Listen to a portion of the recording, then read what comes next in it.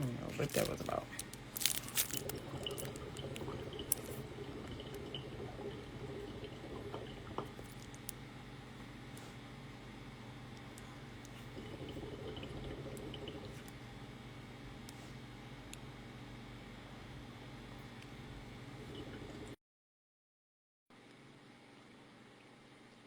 All right, we good?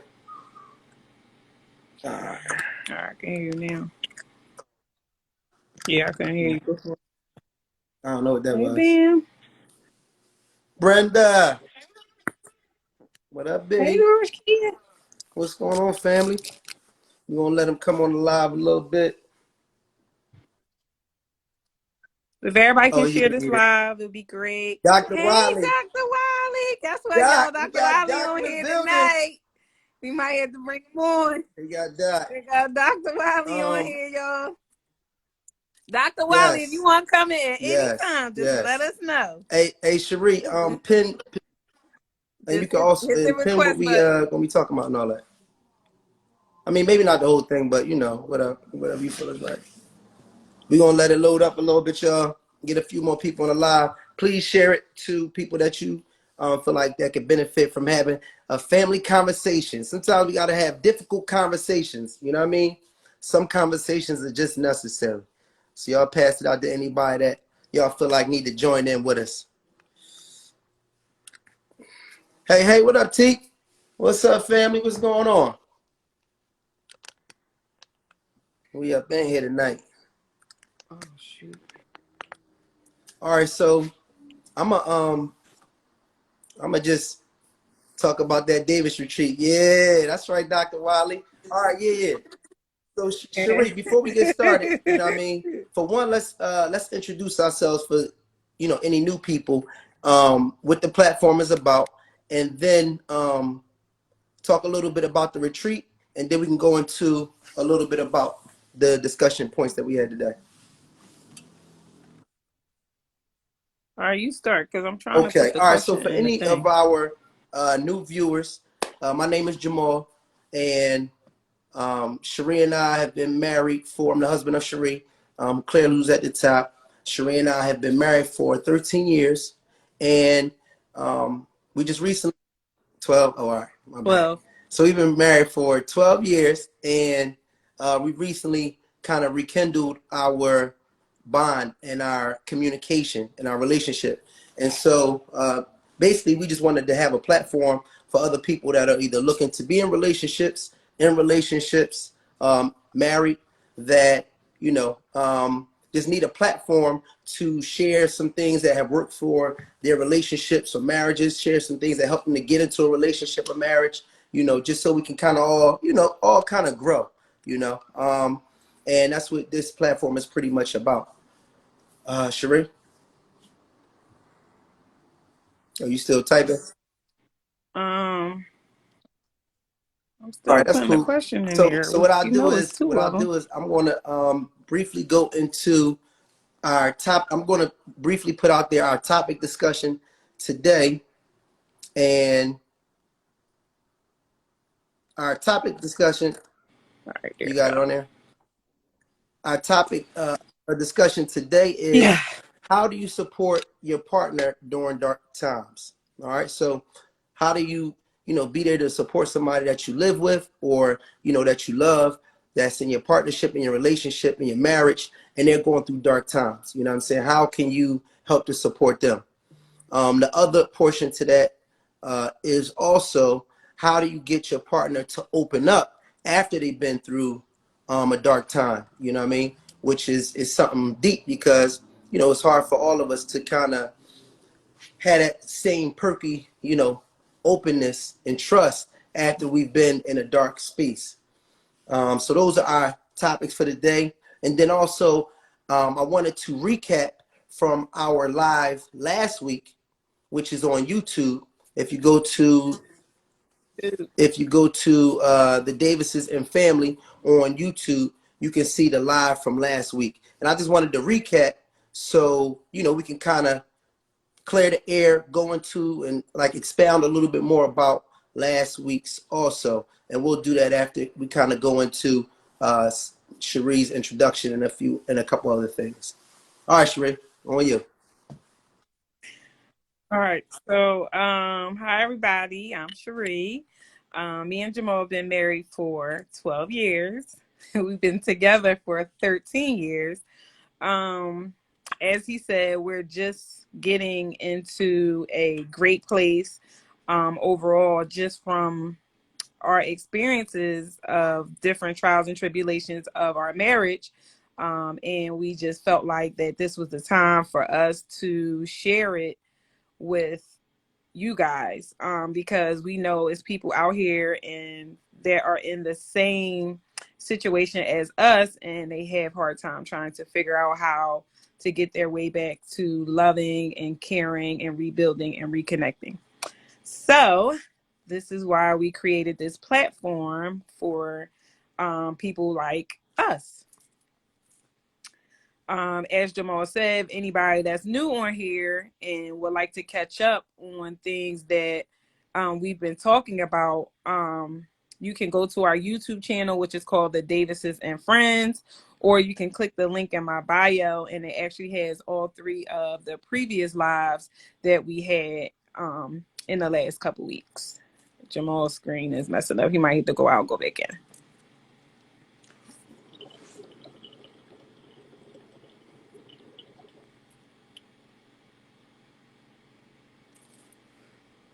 You messing up, Jamal.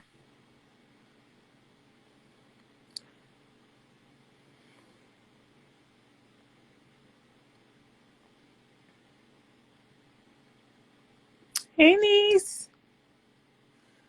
Waiting for Jamal to come back on, y'all. I don't know. Here we go. His head too big.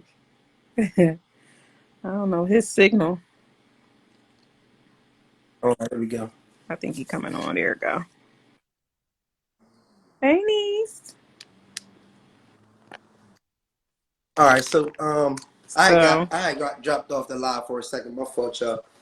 So pretty much for let's get into before we get into the topics, because we got some difficult conversation to have today, y'all. You know what I mean? It is what it is.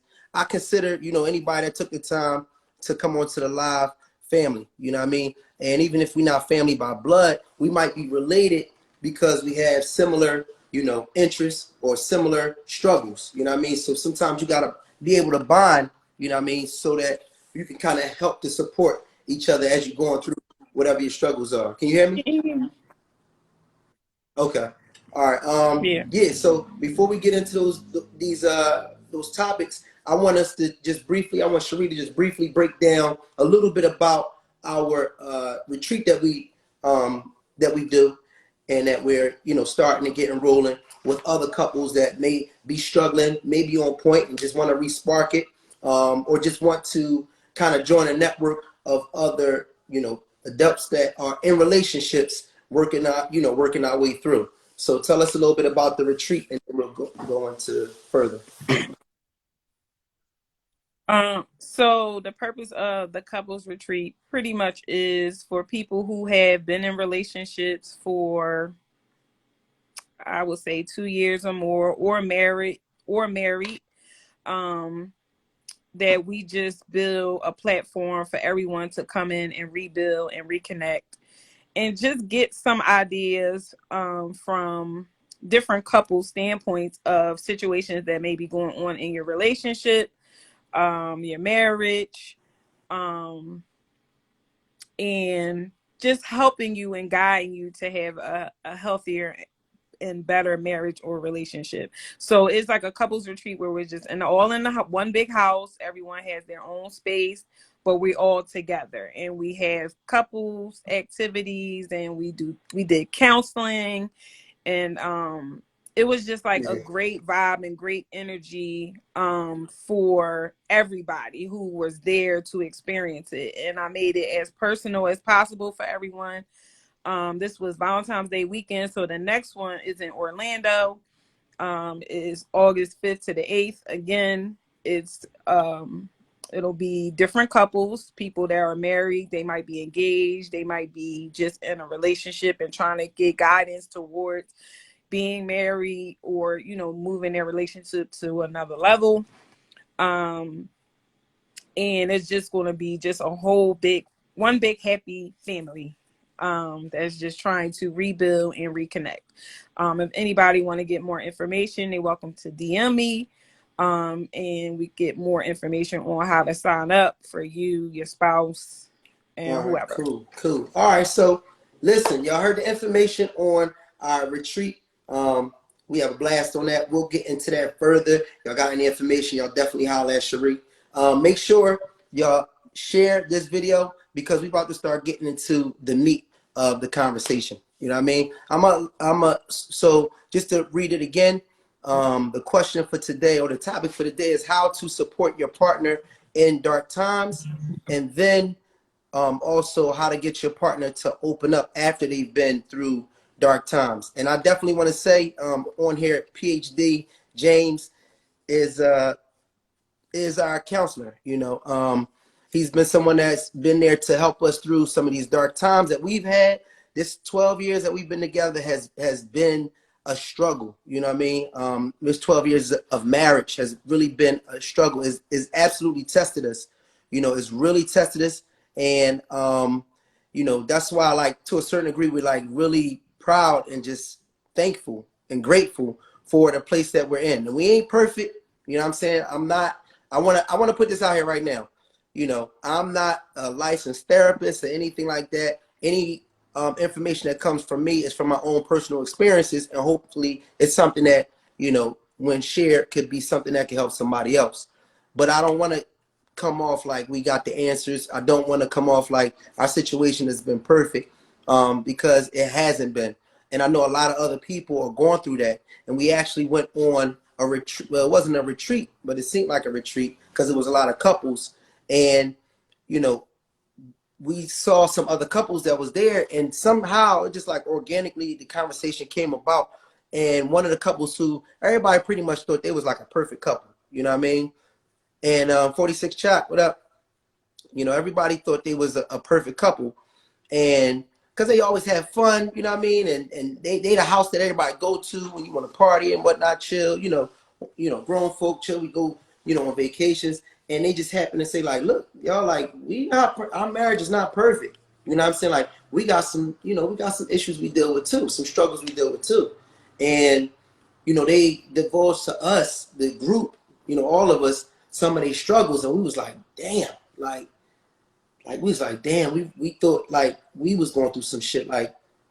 And so then we started sharing. Then the next couple started sharing some, challenges they had. And it was like everybody was just being transparent, and vulnerable, but just open in a trusting environment. And everybody shared. And it was like after we shared, for whatever reason, everybody in that room, it was like a weight was lifted off our shoulders, and everybody felt good, you know what I'm saying, with their partner. Because, like, when we went back to our rooms and all that, we was like, yo, like, that's deep, and we just really, appreciated our situation more, So these platforms, don't take it lightly. Like, these platforms, for whatever reason, I don't know the science to it, it really, you know what I mean, in a lot of ways helps as therapy. And y'all know Black people, we really don't do therapy like that, you know what I mean?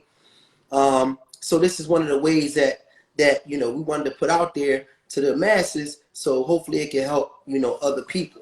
But we want to get to the question at hand. So I want to ask Mm-hmm. you, Cherie. So I want you to start and just, go off of what you think in terms of, like, or how you feel about the question, how do you help a partner during a dark place? Now that could be from your experience being in a dark place, you know what I mean? Or it could be your experience from um, being a person that needed support while you were in a dark place, or being a person that did support someone else, or did support me while I was in a dark place. Because we both been there, you know what I mean, during this during this marriage. So you started off, and it could be from either perspective. Um, well, from the perspective of you, um, far as like dark times, like, you know, like our last live we had was the children. That was definitely a dark time for you.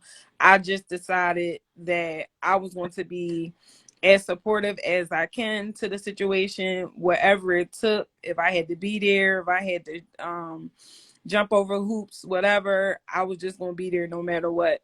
Because I felt like it was like Yeah. haunting you.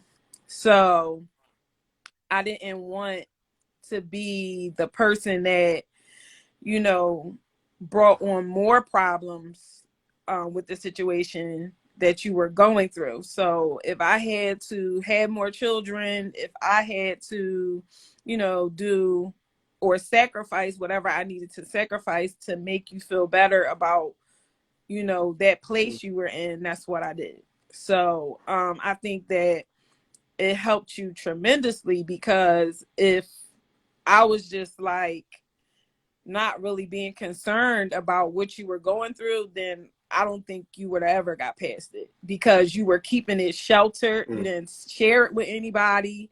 You never said anything. No family members knew what was going on. So I was your only guidance out of it. So I had to be that strong backbone for you at the time through So all let of me that. ask you a question real quick. So like just being from a partner perspective, because sometimes we could be in a relationship and like somebody can be taking out their frustrations, like they call it like misdirected anger. So I'm over here stressing or whatever the case may be, and you know, you might need something or want something or whatever, and then I snap on you. You know what I mean? So how were you able? Because I know it was times like I had, and just to preface this, just so y'all can have a place of understanding, what Cherie is referencing is just the struggles I went through the time that I was going through custody battles with, you know, not having my kids and things like that. You know what I mean? So that's what she's referencing in terms of her being in support of me. And I know that during that time, the you know this dark space that I was in, um, I know it was times I remember, like some of it is almost like a vacuum. I almost don't remember some of how I acted, but I know it was times where, you know what I mean, I had like spats of rage, like punching through windows. Like I had like a couple like out, outbreaks, where I just had rage, you know what I mean, bottled up and it exploded. And I know it was times that, you know what I mean, it may have been directed towards you, you know, when it shouldn't have been. So how does a person, you know what I mean, in a relationship deal with somebody that they're in a relationship with or in a marriage with that's having struggles, but it you know, it boils over to impacting you? Like, how did you deal with that? With me snapping and mood swings and stuff like that? Um, I didn't deal with it because I didn't have nobody to deal with it with, because the person that was going Wow. through the dark place Wow. put me in a dark place. So I couldn't mentally, I just took it all in and took in all that I can take, to the point where eventually I was in a dark place. So it was like, it became like resentment, because it was like, it's all this stuff going on. I'm trying to be supportive. I'm trying to have your back, but I just become a human punching bag, to verbally a verbal human punching bag, to the point where it had put me in a Yeah. dark place myself. So it like, your darkness rubbed off on me. So now I'm just in this dark place Mm. and I don't know how to get out. Now I have to figure out how to get out of that dark place at that point. So now, from the arguing, from, the just no communication, no, it's like everything just negative was just going on between us, and it was just so hard, and we didn't really have a real strong um support system, to the point where we can really sit down and talk to somebody like that. We didn't have the counselor yet. We were our own counselors on top of the fact of us being newlyweds, and stuff like that. Like, we had to grow together. You know what I mean? We grew together, like, in our marriage. So it was hard to say I'm in this dark place to a person who was in a dark place already. So it was basically like, I joined you. I just joined you. I lost control over being strong for you by all of the negativity that it put me in a dark place. It changed who I was. It's crazy because just until this conversation right here on everything, I didn't even think about how, you know, this impacted you. We've been married for 12 years. You know what I mean? I didn't know how much that this impacted you. Like, I knew it impacted you, but I didn't know how much it factored into, you know, because we got layers. Like, we got layers. So like this could be something, you know what I mean? That could be something. And then it's like, next thing you know, you got all these layers you fighting through to try to get back to the person that you knew. But it's like, you know, walls have been built up, you know what I mean, from, you know, from trauma or stress or dark places and things like that.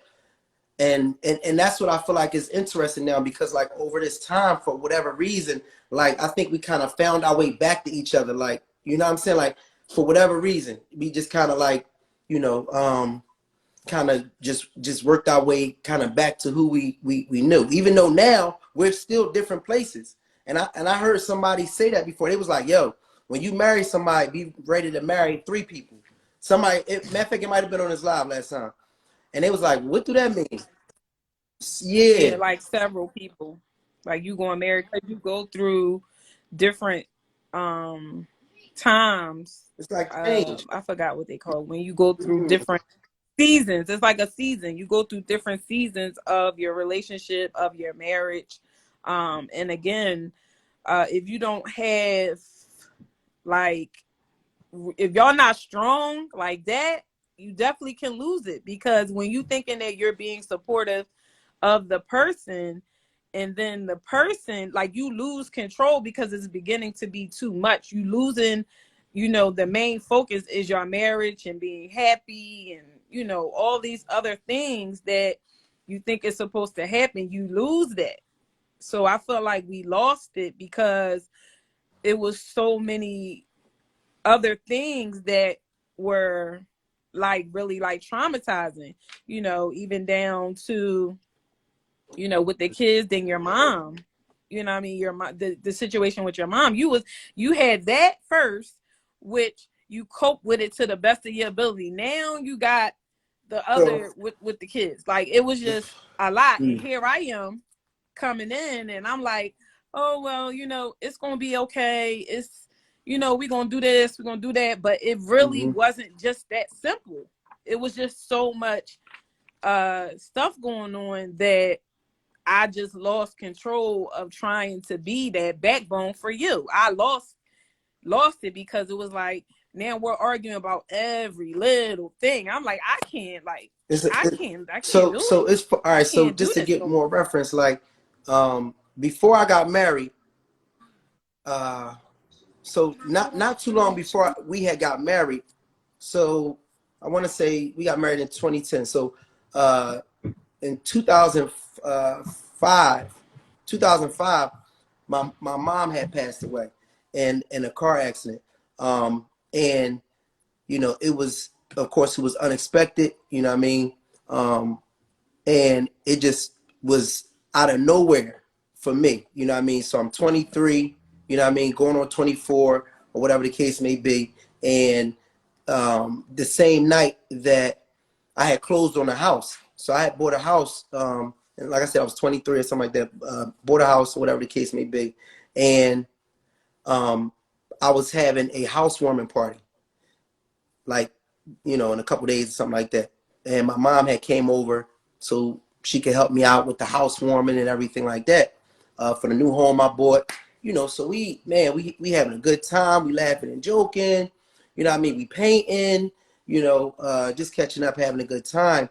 And you know what I mean, that same night my mom was killed in a car accident, you know what I mean, from a drunk driver. And you know, that time period, it was like it was traumatic for me.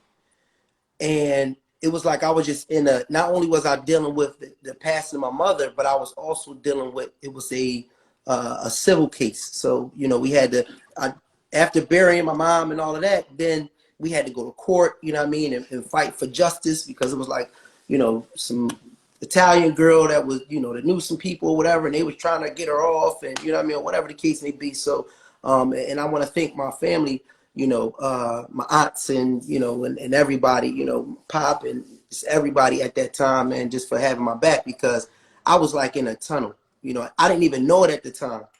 So, you know, we always talk, like I always hear when people say um, that you can be in a depression, but I don't know, like, I don't know what, I never knew what that looked like, what that felt like, what that, you know what I mean? I didn't know if that was just, because I'm thinking like, all right, if somebody depressed, that just mean they want to kill themselves. But it's not that. It's not that all the time. Like, you know what I'm saying? Like the depression, like for me at that time, it was like my jokes wasn't like funny. Like I didn't have no swag. I didn't have my punchlines. I'm usually very witty, you know what I mean? And it just was gone. It was just like, you know what I mean, I just was kind of separated from my spark, you know, my liveliness. And I didn't know it at the time. But for about a good 2 years, I was in a deep depression, you know, and I just recognized what that was probably like a few years ago. I was like, damn, like you was really in a depression, you know what I mean? Like, and it's expected, but you don't know it. All I'm thinking is that I'm supposed to be strong, you know what I mean? I gotta hold it down, you know what I mean? At the time I had my daughter, and you know, one of the crazy parts about that whole thing too is like right at that time frame, I was separating from my ex. We was I'm not sure if it was separated. I don't know what it was, because we've been back and on and off before. But either way, we was in a custody battle. So it was like I'm fighting. I'm holding on to my emotions to try to keep everything together, planning funerals, and you know what I mean, this whole court stuff, you know what I mean. And like I said, all my family held it down for me, because I was going. And then on top of that, I had to deal with, you know, going back and forth um, for custody, fighting for my daughter, because, you know what I mean, my ex, she wanted to, you know, leave back out the state or whatever the case may be. And so it was rough. You know, it was really a rough time. And like I said, I just recognized the other day, like, damn, you never even gave credit for yourself. Well, not credit, but you never even like factored in the fact that you wasn't just mourning your mom. You was also dealing with, you know, a custody battle at the same time. So, you know, for me, I feel like I've lost, you know what I mean? I've lost some of the things that are most near and dear, you know what I mean? From losing my mom to losing, you know what I mean, my children, you know what I'm saying? And not having them in the way that I would like to parent, you know, my children, you know what I mean? And which is being, you know, an involved parent, a hands-on parent, you know what I mean? But right around that time, or not too long after, Sheree and I get together, you know what I mean? We hit it off, you know what I mean? 2010, which is like 5 years after that, 2010 or whatever. 2009, okay. 2009. I'm sorry, you better with the dates than me. And I'm coming with baggage, you know. I'm coming with baggage to the table. At this time, Sheree, she, you know, was a young Thundercat, you know what I mean? And she ain't had no Living my best she life, ain't had no y'all. kids, you know what I mean? She was doing her bartending thing, she was doing hair, she was living her best life, you know what I mean? And you know, we had such a connection, you know what I mean, and such a spark that, you know, all these things that I had going on, because I'm not, you know what I mean, I don't verbalize everything, and I don't like stress a whole lot. She probably had no clue that I had all this stuff, you know what I mean, that was baggaged up, you know what I mean, before she met me, you know what I mean. Talking about some John Lena, what up?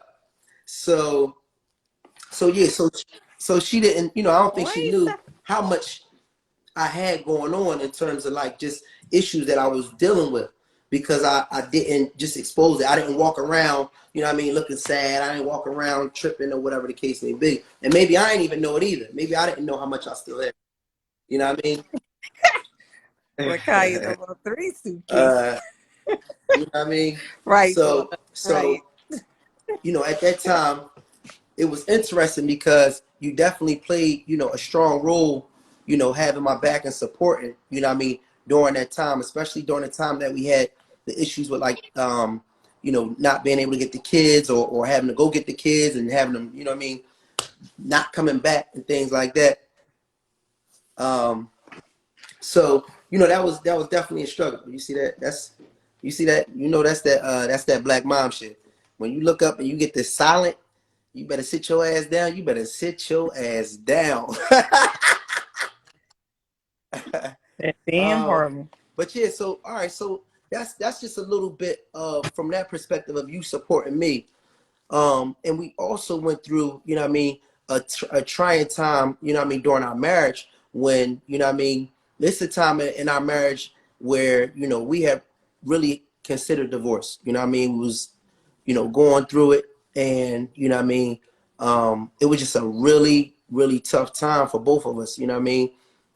At times I wasn't, you know what I mean, in the house we were separated, you know, and it was just a lot, it was a lot going on in terms of, you know, just us trying to figure out, you know, just trying to trust each other, you know what I mean? Just trying to keep it together, trying to decide if we really going, you know, divorce, you know, um, seeing everything that's at stake. We got, you know, beautiful kids together, you know, all those things. And for me, already going through a traumatic situation for me with my ex, with my kids, I'm gonna be honest, I was frightened, you know what I mean? Because I'm like, I can't see how, you know, I'm gonna be able to do this again. You know what I mean? Being displaced from my kids or whatever the case may be. Like I can't go through that. You know what I mean? We got a lot in stake, a lot, you know, going on. And it's like, what the fuck is going on? We two people that really care and love for each other. You know what I mean? Like we ride for each other. Like what the fuck is going on? So like during that tough time, since we were separated or separating and beefing and all that other stuff, whatever like that, you was going through like a real, you know what I mean? Oh, I appreciate that, sis. Glad y'all didn't. Y'all got through it together. Yes, we did. You know what I mean? We got through it together. We got through it, you know, with the help of you and, you know, and everybody that was surrounding. But my question is like, you know, what was some of the things that you do? And this could be for, you know, anybody there. What were some of the things that you, that helped you to get through? Because you went through a very dark time. I would consider it a form, a time frame of depression. You know what I mean? But I'll let you speak on it. But what were you able to do? How were you able to like kind of get it together without your partner who would normally be there to support you, you know, to help you through it? Because, you know, we was already beefing, we was going through it. And I know you was fighting your battles, you know what I'm saying, on your side, and I'm fighting my battles on my side. So like what helped you to, you know, to kind of like make it through? Because this shit was fucked up. Like, you know what I mean? Um, so for me to get through the dark time, I just had to remember who I was. I had to remember that, I mean, at the end of the day, if this don't work out, I'm gonna go get me a job. I'm gonna go get my situation in order financially, whatever I need to do, Mm-hmm. because I'm gonna be okay. You know, whatever happens. I just started living the mindset of a single mother. I just started living my life as a single mother. Even though you were there, you there, but I'm doing single mother things, like getting all my finances and all of my personal things in order for me and my children at the end of the day, because that's what it was about for me. I felt like I put all my eggs in one basket and it just turned me the wrong way. Like I felt like I couldn't depend on my husband the way I wanted to depend on him when this time and everything that was going on. I had to like just take a step back and say, Cherie, listen, get with the program, snap out of it. Like I would cry till I couldn't cry no more. Like, but I had to get myself together. I had to start getting me together. I had to just, I did counseling by myself. I did do that. And I just regrouped. And I just took one day at a time. And every day I said, listen, today and tomorrow, this don't work. I'm gonna be all right. Cause I'm gonna do whatever I need to do to make sure that I'm all right. I felt so vulnerable that I felt like if I didn't get it together, I was going to lose it. I may have been in jail or something because I was just there at that point, because I felt like I put so much into our marriage, and it was like it seemed like I wasn't doing nothing right, no matter what was going on, no matter how we can have one good day or week, maybe tops, and we arguing again. Like, it really was just like, I can't deal. So I really just started having the mindset of being a single woman with children, being a single parent, like getting my things together with my kids. Like, okay, they're gonna be going with their dad 1 week on, 1 week off, whatever it takes, whatever I need to do, because he gonna have these damn kids. Goddamn, I ain't make them on my own, period. That was my whole mindset. Like I said, getting a job and just having my finances in order. Just because I lost everything. Like, my car had got repoed. It just really had me in the fuck it. Like, I was just like, fuck any and everything right now. I could not, I just lost it. And I had to get back to who I am. Like, that wasn't me as a person. Like, I'm not that type of person that just say F it to everything and all the good things that's around me. Like, I just said fuck it, because I'm like, this is my husband. Like, I don't ever want to be here. I don't ever want to experience that. That was like the worst day of my life. I would never want to go back there. I would never want anybody to experience it. It's not a great place. I felt like I lost everything when I couldn't get things right with my husband. I just felt like I lost it. I really felt like I lost it completely. And I just didn't want to be there no more. So whatever I needed to do to get back to Cherie, that's what I was going to do. I was just going to say, fuck it. Like, oh, well, if I got to be a single mom, if I got to go out and get me a regular job, that's what I'm going to do. That's what I got to do. I didn't care about no other relationship. I didn't care about what no other man can do for me. I didn't care about none of that. All I cared about was finding me, finding my way back to me, because I lost me and being caught up into all of these different things that was going on with us that I didn't truly have an answer to. Like, I didn't know why. I didn't know why things were the way it is. I didn't have no answer for it, and nobody didn't have no answer for me either. So I really just had to regroup and find me. And that's where a lot of times we lose ourselves within our spouse or whoever we with, because we just feel like that's what you're supposed to do. You're supposed to put all your love and trust into this one person until it just gets dark. When that light get dim, what do? You can't you just can't dim your own light. You have to stay bright at all times, no matter what it is, no matter what's going on. You have to make sure your light stays bright, because you will lose yourself. You will lose yourself. And I felt like I lost myself. I came into a situation. I didn't have no children. I had any and everything I could possibly wanted. And I came in and just so much was just put on my lap all at one time. And I just lost it. I lost it completely. Like, I completely lost myself.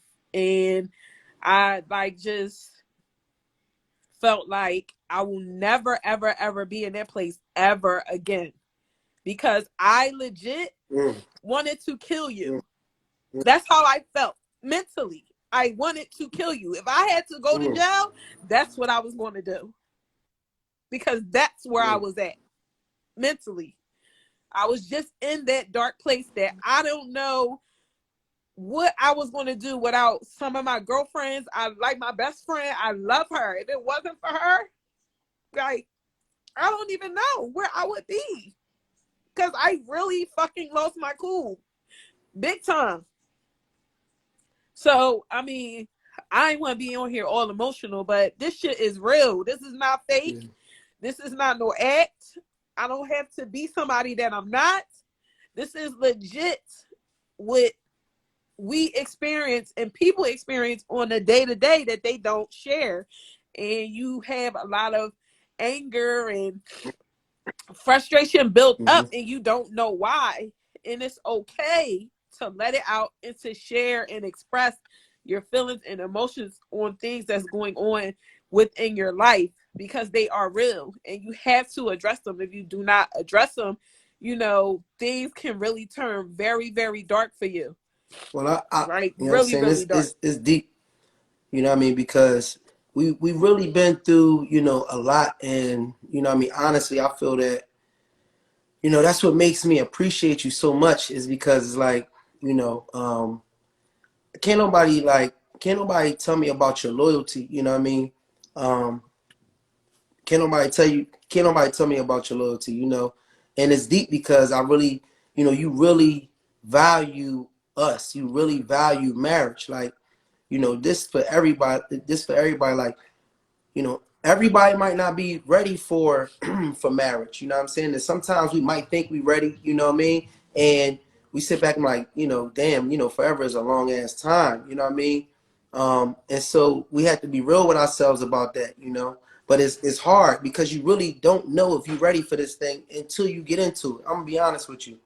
You know what I mean? Like, whatever your mindset is when you first thinking about marriage or whatever like that, we all think about the white picket fence. We all think about, you know, the one boy, one girl, you know, honey, I'm home, you know. But it's a lot, you know, that goes on beyond that we are not prepared for until we actually take that step. And that was one of the conversations we had in one of our other YouTubes.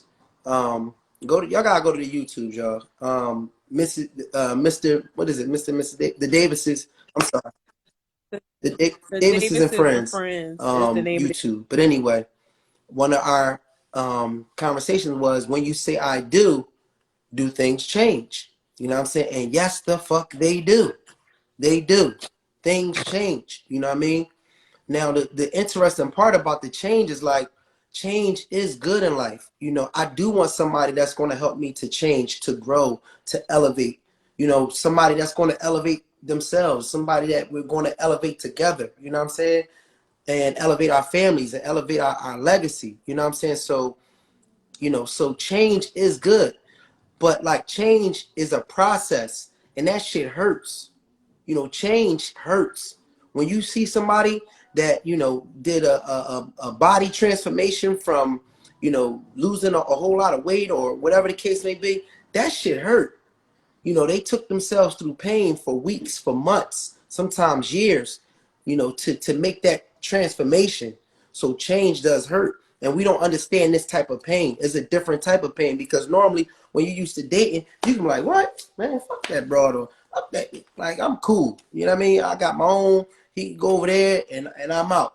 But it's like, marriage is really deep, man. It's really deep. I really can't explain it. But all I can say is, God damn, like, just knowing everything that you went through and everything that you fought beyond, that is some serious toughness. Like, you impress me spiritually, you know what I'm saying? Like, you are very, very tough, because I remember how that shit was. Like, you know, our marriage, you know, we had, you know, from physical fighting, infidelity, you know what I mean? You know, all kind of shit you could think about. You know, I'm just keeping it real. I'm just, you know what I'm saying? It is what it is. And I'm happy to be honest, you know what I mean, about it, because like I said, we had a situation where somebody shared with us some of their challenges, and it helped us in an amazing way. You know what I mean? But I really commend you, because you was like really on like another level. I never seen you in this space. You know, like, I came home it smelled different in the house. Like the energy was different. It was like, you know, and shout out to Tiffany, shout out to, you know, everybody that was supportive, you know what I mean, friends and family, you know, to help you to try to get you out your head, you know what I mean, and help you to like reconnect back with your spirit, because like it just felt different in the house, man. Like I ain't gonna hold you. That shit felt like weird. It felt strange, you know what I mean? Just the house when you wasn't in the house, and that's why energy really is real, because sometimes you can go into a home and you can feel the warmth, you know what I'm saying, and the love in the home. Sometimes, you know what I mean, you can go into a place and feel the coldness, and it can feel like it ain't no love in this joint, you know what I mean? And that's how the house felt when we was beefing, when you was in that bad space and we was, you know what I mean, beefing in this marriage. Like, you know, I would go in the house and it just felt different. And I know for me, you know, some of that I was really messed up because I wanted to help, you know what I mean? But it was like I was going through it too, like you said. You know what I mean? I was going through it too. And honestly, you know, for me, I'm thankful for, you know what I mean, my dad. I'm thankful for Tink. I'm thankful for, you know, so many people. You know what I mean? No Gun Zone, he on here. Like, you know, we done had, you know, conversations where I had to vent because I'm venting on two perspectives. You venting because you like, yo, I'm just getting rushed with this whole new life. I come from being no kids, living my life, boom, boom, boom. And now I have my family, you know, and now this is being it's exploding. And I'm coming from a situation where I'm like, okay, I've been here before where, you know, I had a family and all that shit. And you know what I mean? And that shit was a disaster. So for me, I was like really fucked up because I'm like, you know, I can't see this joint happening again. And it's funny because I don't know if any of y'all saw this on TV, but I'm sorry, on Instagram. And this is a fucked up situation, man. It's really fucked up. Um, it was a guy on there, and he was talking about how he had went through it with his ex, and they was going through a crazy custody battle, and she claimed that he was molesting the kids, you know what I'm saying, or whatever the case may be. And you know, he was like, man, I would never do anything like that. You know what I mean? That's, you know, she lied to me about XYZ, and he said I just left. You know what I mean? He was like, she fucked up my whole life. You know, he was like, I found a new girlfriend. You know what I mean? And you know, I told her how everything went and how that shit stressed me out and had me depressed and all that. And you know, we end up having a baby, and you know, and now she ended up leaving me, and she said she about to do the same thing. And he was like, I just lost it. You know what I mean? He was like, I don't have no support. He was like, you know what I mean? I never thought I would even do this. He was like, but I killed her. You know what I mean? He said, I killed my current girlfriend because she said she was going to do the same thing to me that my ex did. And he said, and right now I'm on my way to my ex's house, you know, and he said, I'm going to kill her too and then kill myself. I was like blown away. And while he was on his live, he went to his ex's house, the one that he said claimed, you know, that he molested his kids, all these things. He said, y'all, I'm not even this type person, but I don't know what else to do. I don't have any support. He went in there and, you know what I mean, while he was on live, went in there and killed his ex too, and then killed himself. And I said to myself, I'm like, yo, like, I've been there. I've been there. I've been there to the point where I felt that when I heard myself say to myself, I rationalized killing somebody in my mind. You know what I mean? And I said to myself, like, it was so basic. I was like, you know what? The only thing, you know, that's in the way of me being with my kids is my ex. So if my ex is not here, then everything will be fine. And I heard myself speaking out loud, and I was like, yo, like, you fucked up right now. Like, you got to snap out of this shit. Like, you have to gain control back. So I can imagine. And listen, that's why I said I want to thank our friends and our family that had our back during these tough times, because if I didn't have my friends and family, so to hear you say, I wanted to kill you. I felt like that. I felt like that. You know what I mean? And with my ex, I was like, when I said it, I was like, yo, like, that's extreme. And then I'm like, if I didn't have the support, you know what I mean? I could have possibly been that guy. If you didn't have support, you could have possibly been that guy. And it's so many people that's, you know what I mean, so many men and women. But I'm speaking from the perspective of men. It's like a lot of men that go through these traumas, and because a lot of times we are inward and we don't really speak on everything, and we're supposed to be the protectors, you know what I mean? In our minds, of course, we the protectors. We want to make sure everybody else good, and we fighting these fucking battles, man. And it gets tough, man. And it gets dark and it gets lonely, you know what I mean? And I can see somebody with their back against the wall, you know what I mean, looking at that as their only option that makes sense, because we want completion. A lot of times as people, we want completion, either yes or no. You know what I mean? We don't want maybe, because how long do you want a maybe to drag along? So if you're in a situation and it's like, I don't see how this could end, you know what I mean? I need something definite.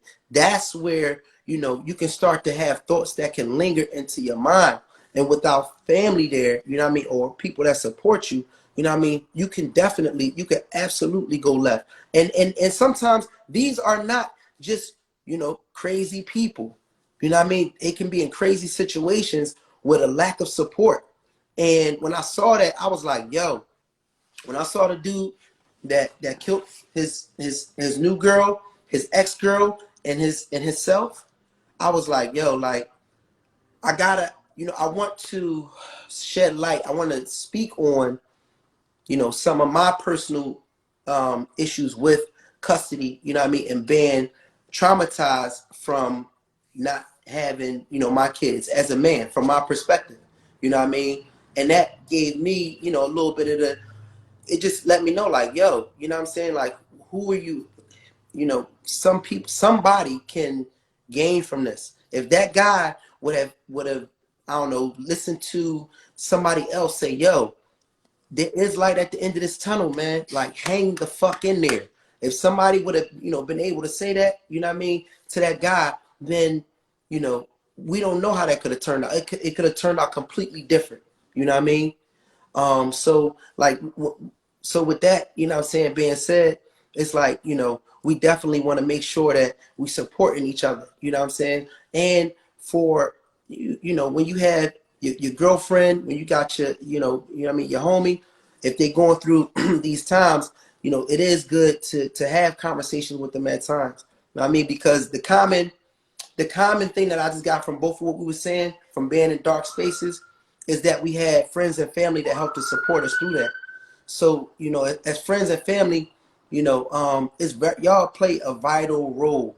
Like, we play a vital role. I have people that, you know, that would say, like, Ma, it's gonna be cool. You know what I mean? You're gonna be good. You know, being optimistic. You know what I mean? This is so dope. Keep speaking your truth. So Dan, you know what I mean? Danny, you know what I mean? From Harambe, we work together at Harambe. I mean, that's my sister.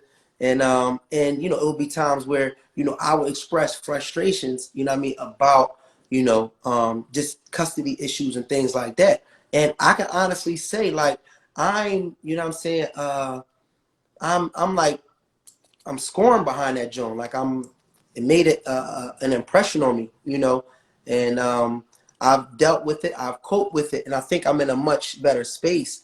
But I definitely would like, you know, to have a platform where brothers that are going through custody issues can understand that, yes, there is a light at the end of the tunnel, and, you know what I mean, it's a process, you know what I mean, but we can definitely get past it. Because, you know, like I said, that brother could have been a completely normal guy that really just came along with some struggles, and timing was wrong, and he didn't have support, and it went there. And I don't want to see anybody get killed off of that. You know, I don't want to see him kill himself. I don't want to see any of our sisters, you know, getting harmed or killed because, you know, a brother that doesn't have an outlet to vent, you know, has to express it in that way, thinks that that's his only option, or a female that thinks that that's their only option. And that's why, You know what I mean? It's important for us to have these difficult conversations. You know what I mean? We've all, I think, been there, you know what I mean, where we've been damn near psychotic, you know what I mean, about a relationship. You know what I mean? Now I want y'all to put some hearts on there.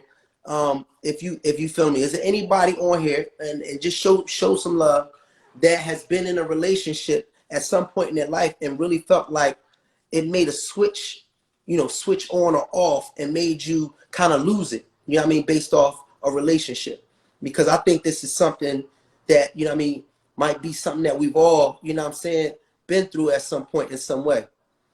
You know what I'm saying? And it's very interesting. One thing I think that we need to get back to is having class on relationships. What was the name? Didn't it be like, wasn't it like a relationship type class back in the day? I know it was home ec. That was like cooking and cleaning and stuff. They had like wood shop. But did they ever have a class on relationships? Because I really feel like we need to benefit, Frank. We can benefit majorly from having classes at a younger age with our children. We're helping to teach them on how to have healthy relationships with each other. Because, you know what I'm saying, even in spite of what I went through, you know what I'm saying, with my kids and whatnot, you know, some of this stuff is learned behavior. Some of this stuff been going on for generations. You know what I mean? Where, you know, mothers had stressed out fathers or pushed them away or made it hard for fathers to get their children or whatever the case may be. You know what I mean? And my mom did it, my mom did it, this, that, and the third, and it just passes down. You know what I mean? So it was etiquette class, right? So I think that's something that we need to teach our children early. And now, you know what's crazy? We like Western culture down and condemn people for like having arranged marriages, right?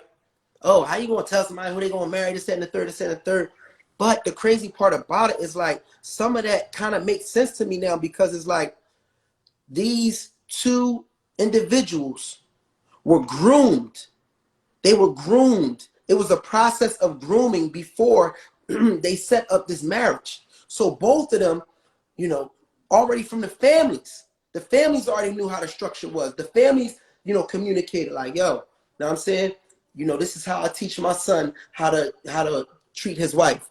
Yo, this is how we raise our daughter to treat, and you know what I mean, her husband. You know what I mean? And so that grooming process put them in a situation. So when they came together, they had a much better understanding of how their marriage should be. Like a lot of times, we just know how to date. We know how to have sex. We know how to take you out, but we don't necessarily know how to be partners. You know what I mean? And I think that, you know, that could really help. You know what I mean? Our community is really teaching and educating our kids on how to be, you know what I'm saying, in partnerships, in marriages, in relationships in a healthy way. Because all they see is beefing, you know what I mean, going back and forth. And, you know, nobody, you know what I'm saying, nobody really has a blueprint that's, you know what I mean, that's left for you. Like, yo, this is how you're supposed to handle your wife. We used to have grandma, grandpop, and all that. Now grandma, she might be in the hookah lounge with you. You know what I'm saying? Grandma, I'm like 34. You know what I'm saying? So it's like we don't always have that framework to say, yo, this is what a man is supposed to do. This is what, you know what I mean, a wife or a woman is supposed to do. This is how she's supposed to treat you. You know what I'm saying? So we can really be equipped. So I mean, that, like, I appreciate this. Exactly. Generational curses. If there's any questions, y'all could definitely hit the Q&A, you know what I mean, questions or whatever. And at some point, like I said, I did want to, you know what I mean, to, you know, just kind of retract on the live that we had last week, kind of go over a little bit of that, you know what I'm saying, a little bit, because that caught a lot of attention. The last live that we had, the last live that we had that we put on the YouTube, it caught a lot of attention, you know, and you know, I just wanted to, you know, just address some things from that. But on your end though, Cherie, how did you know, how do you think that, like, you know, it was for you when we was kind of going at it, and you know what I'm saying, we was going through our thing or whatever. Um, I feel like what we was going through, like I said, it was hard, and we had to figure. I had to figure stuff out, like I said, on my own until we were Mm-hmm. able to meet at a medium, and we went through that for what 2 more years after. So I was in a dark place probably about 2009, 2018. And I probably was in that dark place probably until Yeah. the pandemic was 2020. I was just doing my own thing. Like, whatever was going to happen was going to happen. Cause every time you turn around, it was an argument. It was just, it just wasn't. So at that point, like I said, my mindset wasn't that I was even married anymore. I was just a single mom, and we was roommates. We was roommates. That was it. And whatever we need to do for whatever, my situation was, I had to do. That's just what I did. And the pandemic legit saved our marriage. I know a lot of people who went through the pandemic broke up. But I just did whatever I had to do, and I just You have moved to on block from this it. You know what person. I mean? Somebody being goofy. I am. Um, so, at that point, I just was doing what I had to do for myself and my children, and whatever my outcome was going to be, that's just what it was going to Mm-hmm. be, and I was just going to deal with it and just let it be that. Um, so, when the pandemic hit, we were stuck. Like, we was with each other at that point. Now we gotta face each other. Now we gotta Mm-hmm. face reality. And the hardest part for us was the communication thing, because it was like, as soon as we have a conversation about something, like, it don't even matter what Mm-hmm. it was, we got into an argument. It wasn't nobody trying to hear nothing the other person had to say. Nobody wasn't really trying to be understanding. It just would go Mm-hmm. left all the time. So we never got nowhere in the conversations that we were having. But with the pandemic, it was like, all right, listen, what are we going to do? You know what I'm saying? Like, we need to, if we're going to fix this marriage, we have to address some things that you're not going to want Mm-hmm. to hear and I don't want to hear, if this is what we wanted to do. So, at that point, I was afraid to talk about things because, again, we always got into an argument. As I told you before, you know, in your eyes, I was a liar. I was always hiding some shit. But really, I wasn't hiding anything. I just didn't want to get into an argument. So if that means I had to, like, just give you the bare minimum, Mm-hmm. that's just what I was going to give you. I was just only going to tell you what I felt like was necessary. So at that point, I just had to just let that guard down and let it go, not bite my tongue no more, and really express my feelings on any and everything that's just happened in the last 10 years at that point. Um, and it was just it was just something that I had to face, and it was hard, but I felt better. Like, oh, okay, well, let me tell you about this, and let me say this, and I felt like that. And when this happened, I felt like this. And, what I mean? I couldn't be concerned about what the outcome was going to be, because I had to just tell you the truth about how I was feeling, why I was feeling that way, how I got in that place, why I said what I said, and all of that. And again, the counseling helped tremendously with me. And if anybody don't know that's on here, I've been a hairstylist pretty much majority of my life. That's all I've been doing. I was a hairstylist And I was bartending, but I've always been a hairstylist. I haven't had a job in like maybe like 10, 12 years.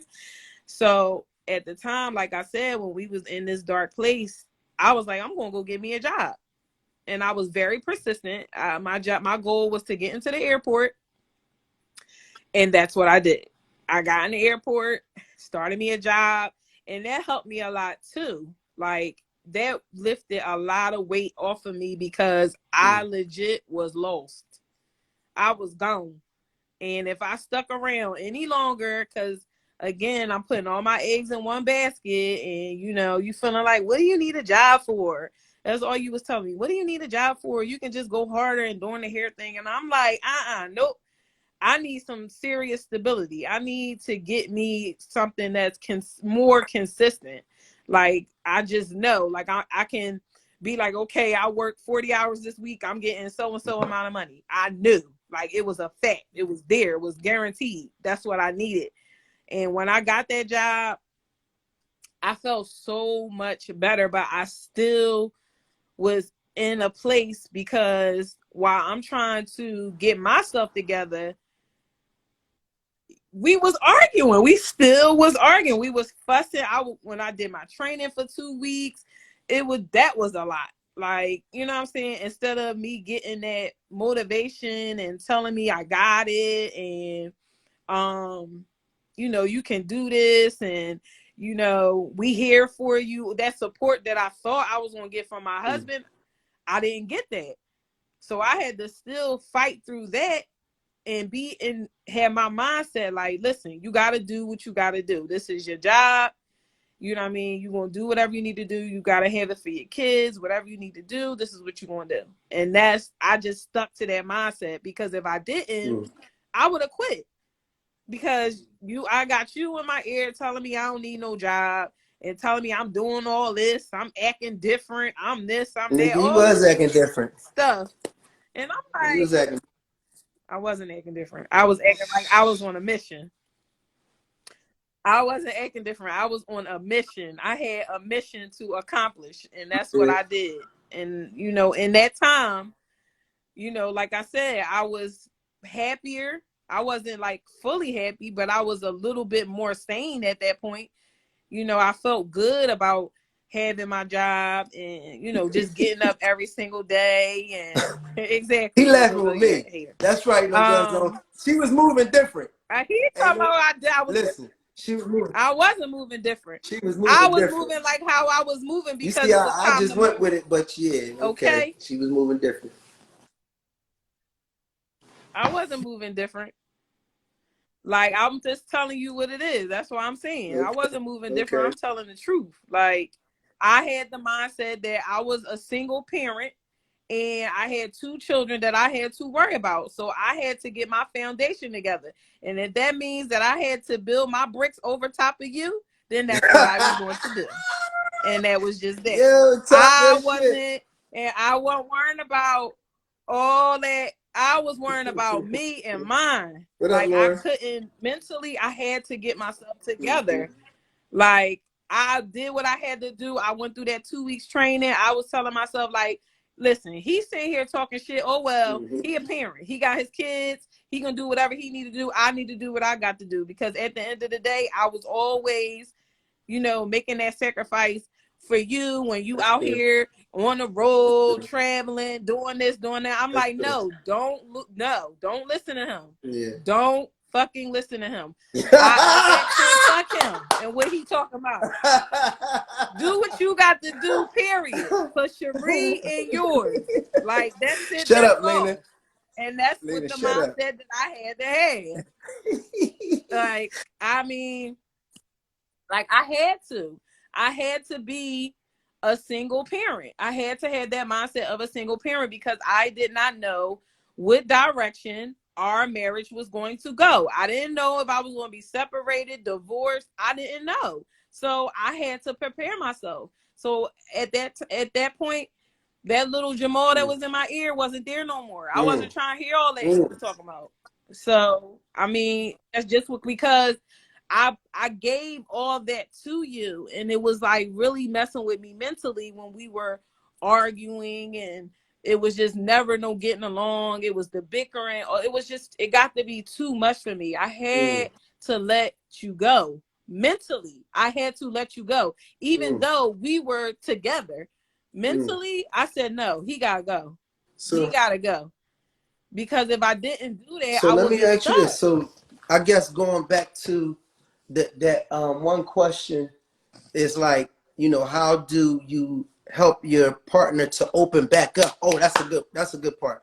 So we are so Oh yeah. So the question is, how do you get your partner to open back yes. up after being So hurt? let's go there. How Um, did that process, you know what I'm saying, go through? Because, you know, that was uh, it was already a challenge. You know what I'm saying? Like, we in a place where we, looking to divorce. You know what I'm saying?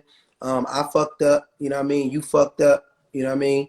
And I'm fucked up and hurt. You fucked up and hurt. So, like, what at what point did were you did you feel comfortable with opening back up to me? Because trust was lost, you know what I'm saying, between us. So, you know what I mean?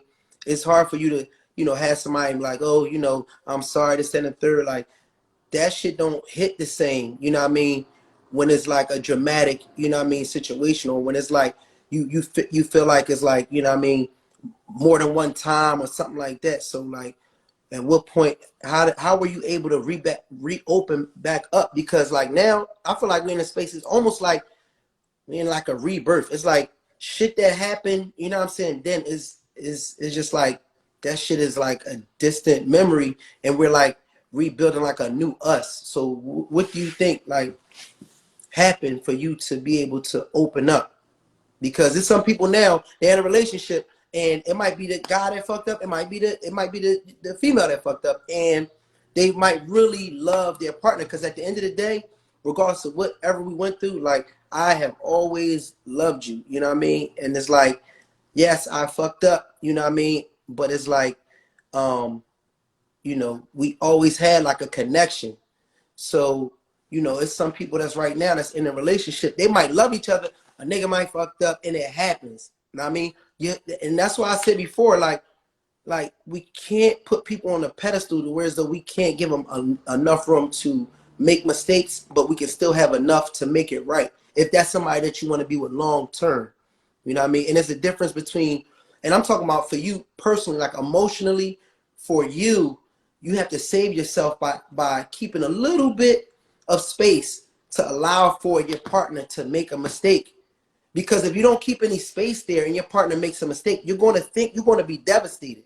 You're going to be devastated. So that same guy that sweeps you off your feet, you know what I'm saying, and takes you out, says the right things, you know what I mean, romantic, he's the shit in bed and all that. Like, leave a little reserve. I would recommend, and I'm not no, you know what I mean, therapist, I ain't no professional, but I would recommend leave a little bit for yourself, a little bit of room to allow for him to be human and make a mistake. Because with all of that getting, swift off your feet and everything, damn, he bought you a bag, he took your hair, and and then a mistake is made, which humans gonna make mistakes, and this goes for guys too. You know what I mean? Your girl can make a mistake, your wife can make a mistake. We have to have, some space in there also, because we really like, yo, you got one motherfucking time to do, what not to do, and that's you out of here. You punching the ticket, get out of here, you done. You know what I mean? We could easily be like that. But realistically, when you have a family and when you invested in your woman, you know what I'm saying? Well, not even just your woman, but in your family. You got kids, you know what I mean? You got, cars, you gotta be out, how, whatever the case may be. Like, damn, like, you know what I mean? Is it really that quick to just cut her off because she might have made one mistake, whatever that mistake is? So we gotta kind of temper that a little bit. You know what I mean? We gotta, I think we like expecting too much out of people sometimes. And I'm not saying let a motherfucker just run over you. It's a difference. You know what I mean? Anybody that's adult on here understand the tone that I'm coming with. It's not saying let somebody run over you, but it's saying almost like, you know what I mean? Like, be realistic. Like, be realistic. Like, shit can happen. And if you really rock with this person, then you have to be able to rock with them through, through some challenges. You know what I'm saying? You have to rock with them through some challenges. And for me, you know what I mean? You know, Cherie has been tested, you know, through some challenges. And I appreciate that. It's called grace. Yes, it is. Thank you, Auntie. And who that, Sammy Baby Catering? Yes, it is. It's called grace. It's called, yeah, it is called grace. You know what I mean? I'm like, that's the word that kind of makes the most sense, having grace when somebody, you know, makes a human error or just make a, and when I say human error, because mother's like, oh, you can't just mistake and fall into the pussy. You know what I mean? You thought about that, da da da. I'm just saying making poor choices. So, you know what I mean? People are human and can make poor choices. You know what I mean? I think, you know, one of the things that we should teach our children, you know, is to have a reserve for people to make mistakes. Because when we give everybody everything and have them on this pedestal, as soon as they make a mistake, it can crush your whole world. It can devastate you. But ultimately, everybody is going to fuck up in some type of way. So, you know, so yeah, it goes back to my question, my fault. Is like, because you can ask me that question at some point too, but at what point did you feel, I know mine, so I'm gonna ask you. So at what point did you feel that, you know, you were open to opening up to me, somebody that you had lost a lot of trust with? You lost so much trust with me. At what point did you feel it was, you know, it was genuine, or it was okay for you to open back up? I just started Mm, living in my own truth. I know what I was doing, what I wasn't doing. I knew my worth. Like, I just started recognizing and realizing all of those things, the things mm, I forgot. You know, who I was as a person, how I mhm, am, my capabilities.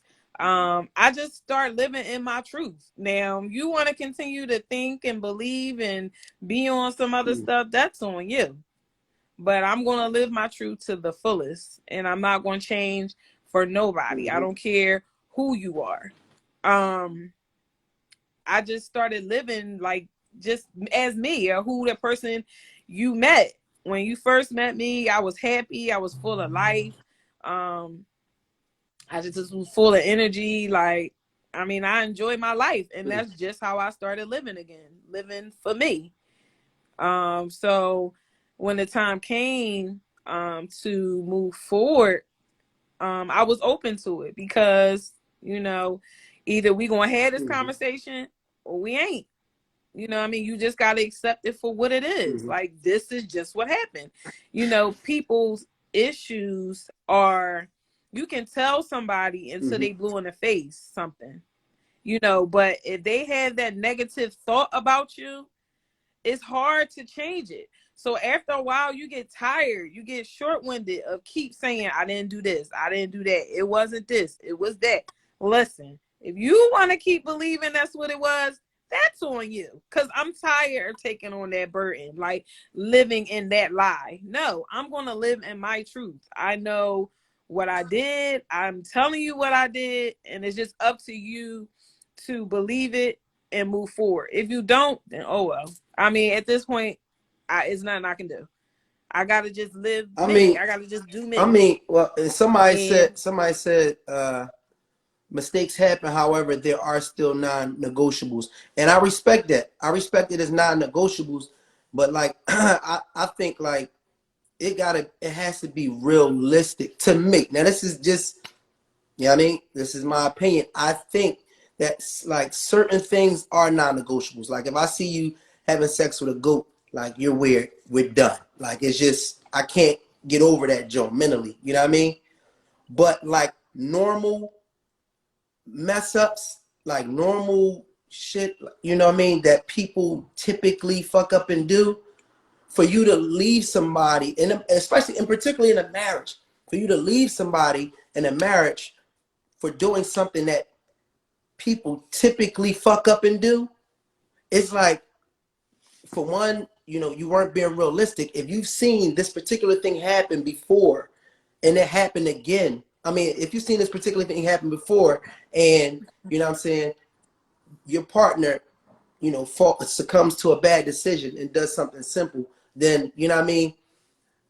It, so where you like, so if you do leave that partner and you go to somebody else that again does the similar thing that most people can fuck up and do, then it's like what you're looking for something that may be very close to being unrealistic.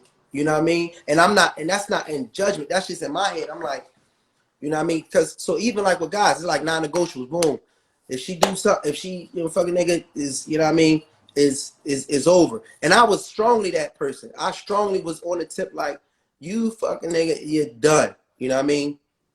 But it's like, I just started thinking about it. Like, I was like, you know, because when we was separated, you know what I mean? Like, she swear to this day she ain't do nothing or whatever the case may be, and that's cool. I respect it. You know what I mean? But for me personally, you know what I mean? I don't like. I feel like, you know, at the end of the day, we have some. Yeah, He feel like no, I did. Just say it. Okay, so He listen. feels like I did, but like No, I no, said, listen. I'm not trying. like I said, Right. I'm gonna live in my truth, Right, exactly. and I ain't bending over for nothing. That's on No, you. no, If no. you But want to walk but around listen, this is what I'm with that saying. darkness on your cloud over Listen, your head, listen. nope. What I'm trying to say is, at the end of the day, you know what I'm saying? Somebody popped you before we got together. If we separated, or if you slipped up and somebody popped, I don't want to know about it. I can fucking survive. Like, it just really, you know what I'm saying? More on his tank joint. maybe I deserve. No, I ain't saying I deserve that shit. But I'm just saying, like, and that's the other thing, like, you know what I'm saying? I made some poor choices. You know what I'm saying? I fucked up. And, you know, like I said, you know what I mean? At the end of the day, I can survive if it did happen. I don't even need to know. And I'm definitely not living in it. I don't wake up in the morning looking over like, bitch, you know you do, mother. I should crack your forehead. Like, it's over. You know what I'm saying? Like, all that, whatever it used to be, is over. You know what I'm saying? Joe, like, sing more. But and that's what I'm gonna tell my son. Like, you know, that's what I tell, like yo, like, with your kids, we need to be letting them know, like, you know, you don't own nobody. You know what I mean? You don't own anybody. Your partner has their own mind, you know what I'm saying, and is going to make and can make their own mistakes. So if they make a mistake, you know what I mean, you don't have to kill yourself or kill them or go through no drastic shit over, you know what I mean, a poor decision that they made. You know what I mean? You can't move like that. And now in this generation of social media, everything out in the open, DMs and all of that, like, I wouldn't put anybody on a pedestal like that. I wouldn't put that over anybody. You know what I mean? And I can still love somebody and not fully trust them. I can love somebody and not fully trust them. And what I mean by fully trust them is, like, know that, yes, there is a potential that they could make a poor choice. You know what I'm saying? And I can be realistic. So that, for me, helps me to not be on a 10 if I see, or, you know what I'm saying? That helps me to not necessarily, you know what I mean, go overboard, you know? And like Cherie said, she was like, look, this nigga tripping. I mean, I know who I am. And at the end of the day, if we got to move on, fine. You know, it's not worth, you know what I'm saying, going to you trying to kill somebody because you just got all up in your spirit and your soul. You know what I mean? And you don't know who you are. You lost yourself because somebody made a poor decision. So we got to, like, kind of like rethink that thing a little bit. You know what I mean? Hold up. Lauren got a question. Read that, Cherie. She said, I feel like as women, we tolerate a lot and be so forgiving, but yet the woman fuck up how the man fuck up, and it's a whole different story. What is that, even in a marriage? That's true. That because the thing with that is, you know, men can dish it out, but they can't take it. They don't want to think about the fact of another man caressing Don't us say or caress, loving nigga. us in any way, Don't say because they caress. think in their mind, That just caressed me the wrong way, nigga. caress, That caress, caressed me the wrong way. make me feel good. They can't hear. They don't want to take it. They it just mess with them mentally, because in their mind mentally, you know, they the one stop shop. It ain't nobody better than them. That's the problem. Because they had that mindset. Oh, listen, you know how when your spouse mad, they be talking about, girl, please, if I leave you, what you gonna do? What you gonna do? And in your mind, you like, what? What are you gonna do? All right, that's it's enough, the question. nigga. If I leave, what are you gonna do? Yeah, you got What's that? What you gonna do?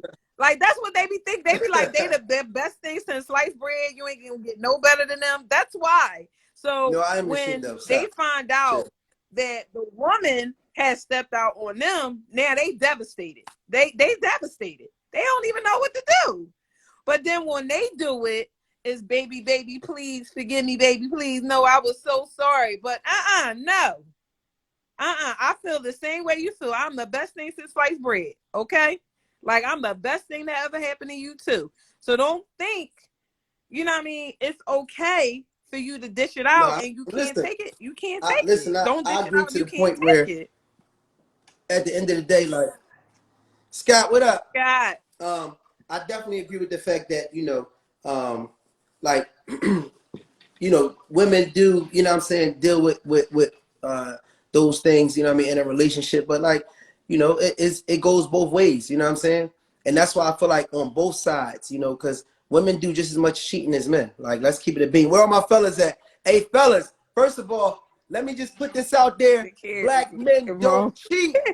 Can I get some hearts from my They're fellas? Come on now. caressing me Show the me some wrong way love. too Black long. men don't cheat. Y'all know what Listen, it is. Joe, Where we at? okay? Y'all get You know all what I upset mean? with somebody caressing. You know what I'm saying? Salam, good brother. Listen, it is what that's just what it is. It's like that we have to be realistic here. Like, what you don't like, I don't like either. You know what I'm saying? Like, men has these mindsets that they think what they don't like and what they don't agree with, we just all hell to it. Hell no. I don't like that shit neither. And that's just a fact. And that's what they have to understand. That's where the balance, that's where we mess up at. Because instead of us thinking like we really both have the same mindset in the relationship, it gets, a little unbalanced when it comes to the relationship, and it shouldn't be. It, like, if you don't like me communicating with another man, I don't like you communicating with another woman. You know what I mean? There's boundaries. You know what I mean? The boundaries that you feel like you don't, you should have, I feel All that right, same all right. exact way. Gotcha. It should just So be so so a back equal. to, yeah, I get all that. All right, so back to so look, Yeah. so back to the you know what I mean, just on the tip of it's a dark place and coming out and being open. Listen, anybody can So come and listen. chime in at any time, okay? Just click So that request listen, this button this right what I'm at gonna the say on bottom. the dark space when I felt open to like sharing with you, because I felt betrayed too. You know what I mean? And we not, like, shit goes on, you know what I'm saying, in our relationships, you know what I'm saying? And, it's a lot that goes on. So, you know what I mean, I felt betrayed, you know what I'm saying, at the same time too. And I had my reasons or whatever the case may be, for, why we was in this place that we was in.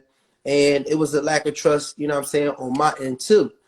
Now, one of the things that happened for me that made me, feel open to like just getting our shit back together is honestly like what made me want to get back together. Like at some point, I just remember like at some there This you ad. go. Right now, I'm playing, yo. At some point, at some point, what you talking about? You tripping?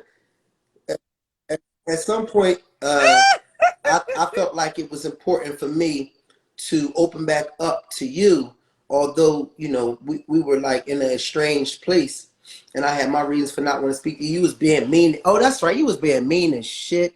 You know what I mean? Like argumentative with every little thing. Like we couldn't we couldn't have we couldn't have a week without, you know what I'm saying? In a week we had about 5 arguments, you know what I'm saying, out of 7 days. We had arguments on about 5. In fact, it was times that I would be we would have scheduled arguments. Like, I'll be like, cuz I can't take you right now. I got an argument at 7 o'clock. So I'll see if I can get you tomorrow. You know what I mean? Because when I go home, I got an argument, you know what I mean? That's scheduled. Like, our shit was bad, like, you know what I mean, to that point. So I think for me, it was just a moment where I saw you and you just looked so fucking sad. You know what I mean? And we also had a situation where, and this is something else we talked about, we had a lot of people that was chiming in on our relationship. You know what I mean? Some of it was good, but overall, it just was like too many people that was in our relationship knowing about shit that was going on with us. You know what I mean? Some of it was, like I said, some of it, you know, was helpful to a certain degree. You know what I mean? Because Cherie was venting, but some of that shit just turned into a fucking sideshow. You know what I'm saying? And it just got wild. So for real, it was like, you know, I had an argument pretty much, you know what I'm saying? I didn't say an argument, but I really came at everybody that was in this group chat that was coming at me. You know what I'm saying? So everybody was like, you know, they had their little difference. He ain't shit for man, really a man, and he supposed to take care of his kids, and he do that, then he ain't shit. And somebody else on the group chat, yeah, girl, all you gotta do is take him to court, and that's half. You know what I mean? And I'm like, damn, you know what I'm saying? I'm like, damn, these are my updo, these are my folks. They done all turned on me. And I mean, it was like six of her friends and family. Some of them is on here now. You know what I mean? You know, we black, we go through shit, we get back together. It just is what it is. But anyway, everybody had nice all in my back. You know what I mean? In this little group chat. And I ain't really know the extent of it until one day, you know what I mean? She left her motherfucking iPhone watch at the crib. Hey Scott, it's the iPhone watches, man. Get your girl an iPhone watch. Listen, I mean, we wasn't being childish because guess what? Guess what? Yes, she was, Scott. Don't let her lie to you. Listen, they was Scott. When I tell you, I wasn't lying. Every conversation. If y'all court this live early on, you'll see why. So anyway, that's right? why you gotta go back and watch it. It just so happens she leaves the Apple Watch at home. I just happened to, I ran in real quick just to grab look, I ran. Hey Scott, I ran in real quick. I don't know what I was grabbing. I was there she go. That's one of them right there. That's one of them right there. God damn it. There's one of them right there. Look, y'all, I'm at work. Well, let's talk about it. Listen. This, hey, I need one of my fellas to hop in. Hey, Scott, where you at, man? To whoever Jamal homie. Listen, hey, Scott, man. I had to. No guns. I need somebody to tap that, man. I was like, I gotta do it. And I'm at work, y'all. So I'm gonna make this quick. Listen, hold on. So I happen to run in the house, you know what I mean? And as I'm grabbing my stuff, I heard a little and I'm like, I don't know, because I don't have an iPhone watch, so I'm not familiar with the sounds, but it sounds like a notification. So I'm about to leave out, and then I look and I see the watch blinking. Listen, I see supporter. Where Auntie at? She over here? Auntie, you already know. No, it ain't. No, I see the notification. I see the joint blinking. So I go over to and I ain't even into that for real. I'm not a phone checker and all of that. It is what it is. You know what I'm saying? Boom. But this particular day, you know what I mean? The Lord shined a light from out the clouds down to this motherfucking phone, this motherfucking watch. And I opened this motherfucking, I was like, yo, yeah, girl, fuck them then, and we going out, yeah, we gonna turn up, no, I don't wear that dress that ain't got the ass out in the back. Now, I said, damn, he's supposed to be my, so I'm pissed, right? But I got like a calm piss. I'm like, okay. So I just sat on it, you know what I mean? For a couple days, like, I'm going to be that guy from Why Did I Get Married? And I'm going to just blow this shit up in everybody's face then.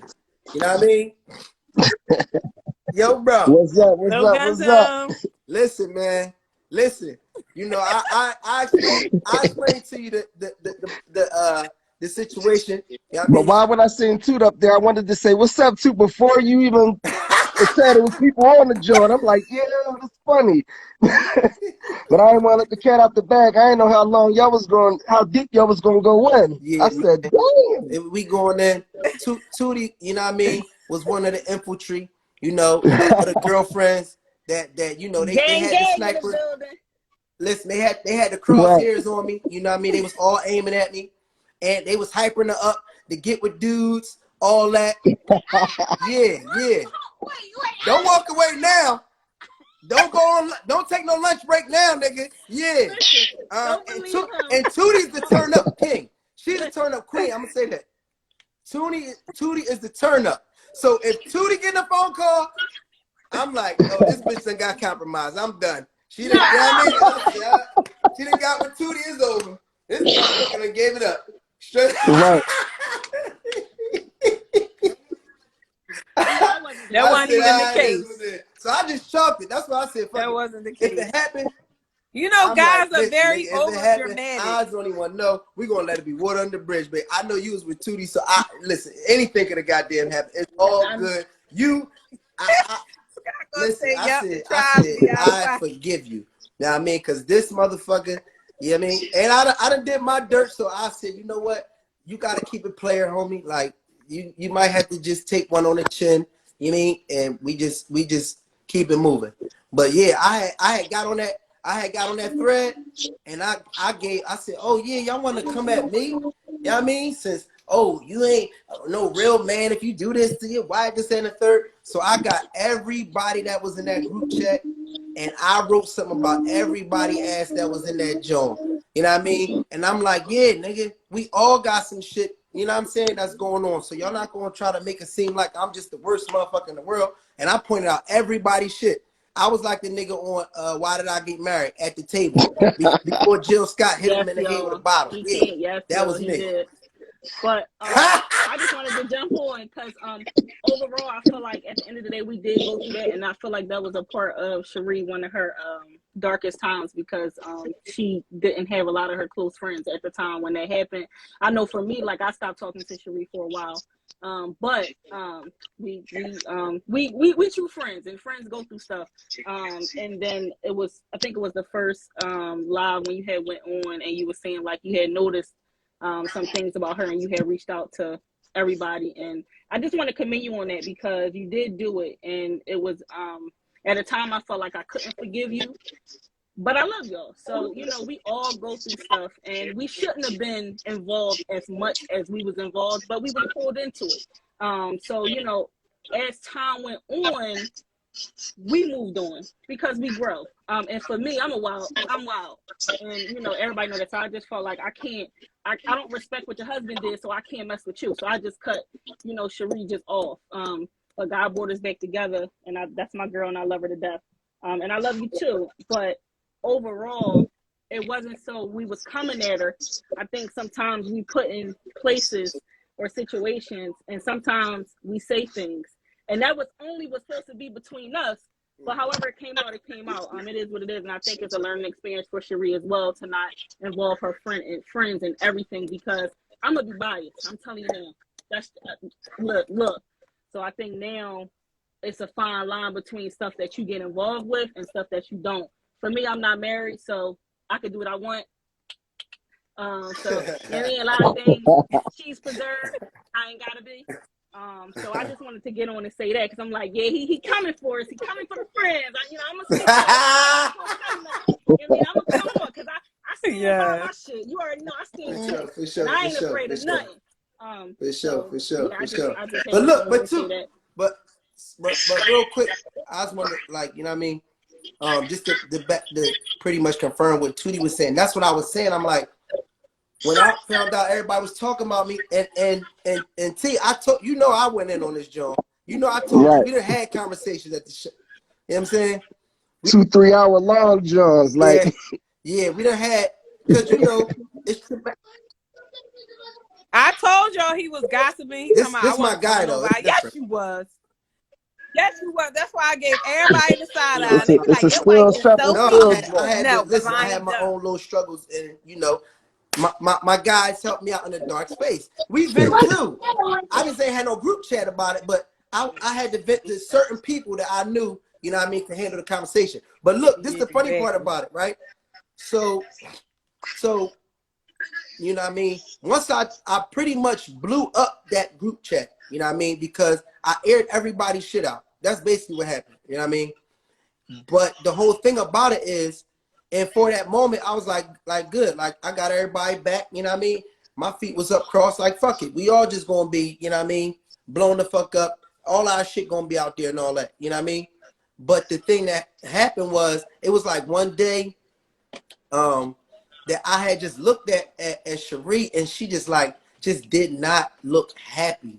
Like she just didn't look like herself. Like she has like these rosy cheeks, you know what I mean? She got this big bright smile, and like just seeing how she looked this one particular day, you know what I mean? Knowing after I pretty much blew up the fucking friends. Like they ain't wanna have nothing to do with us. You know Blew what us up, y'all. Blew us up. Like, no bullshit. Right. Came at our fucking necks. Okay? Right. That's That all shit I'm was saying. decent, but that's I was just like, I had to go to that motherfucking shop. What the fuck is going on? That shit caught me left field. I ain't know nothing. I ain't know nothing that's going on. He put us out there. But it's okay though. We forgive Molly Mo. Yeah, so you know, I mean, That was it some was what movie it type was. shit right I'm just, there. hey, listen, I'm just saying, if we gonna just share shit, let's just put it all out, and that's what I did. But at the end of the day, it was like I saw how she was sad and by not having her friends. And so one day I was like, yo, like, you know what I mean? I had to get over, because I felt like I was betrayed too. You know what I'm saying? And I had, here we go. So anyway, I felt like I was betrayed, you know, by all the conversation that was going on behind my back, because her friends it's like my sisters. So it's like, you know what I mean? I treat them like I treat my sisters. Like, you know what I mean? If we go out, you know what I'm saying? Like Acho, or, you know what I mean? Just different shit. We all over we at the crib, you know what I'm saying? Cooking out or whatever the case may be. Like, that's how we get down. So I felt betrayed. So that was how I expressed it, by basically spazzing on everybody and breaking up the whole, you know what I mean, friends shit. But it made my wife sad, and like that really made me feel bad one day. Like I was like, she's just not happy, you know what I'm saying? Like, and I want her to be happy. So if it's gonna take me to build back the relationships that I had with her friends, you know what I'm saying, so we can move beyond what had happened, for her to be happy, now I'm gonna do that. So it was just like one day I was like, I just started reaching out to everybody, like, look, you know what I'm saying? I apologize. Like, you know what I'm saying? Like we family, you know what I'm saying? Shit went left, you know what I mean? I know I put all kind of shit out there, but at the end of the day, like, y'all mean, you know, and this is individual. And I was like, yo, like, you know, you mean a lot too, Cherie. And, you know, I can't call myself loving her if I don't want people that she cares about around her. And so I just made it my business to mend and patch up all the relationships with her girlfriends. And, you know what I'm saying? Like, and, you know, everybody had grace. Everybody was like, you know, apologetic. Everybody, you know, pretty much is like, huh?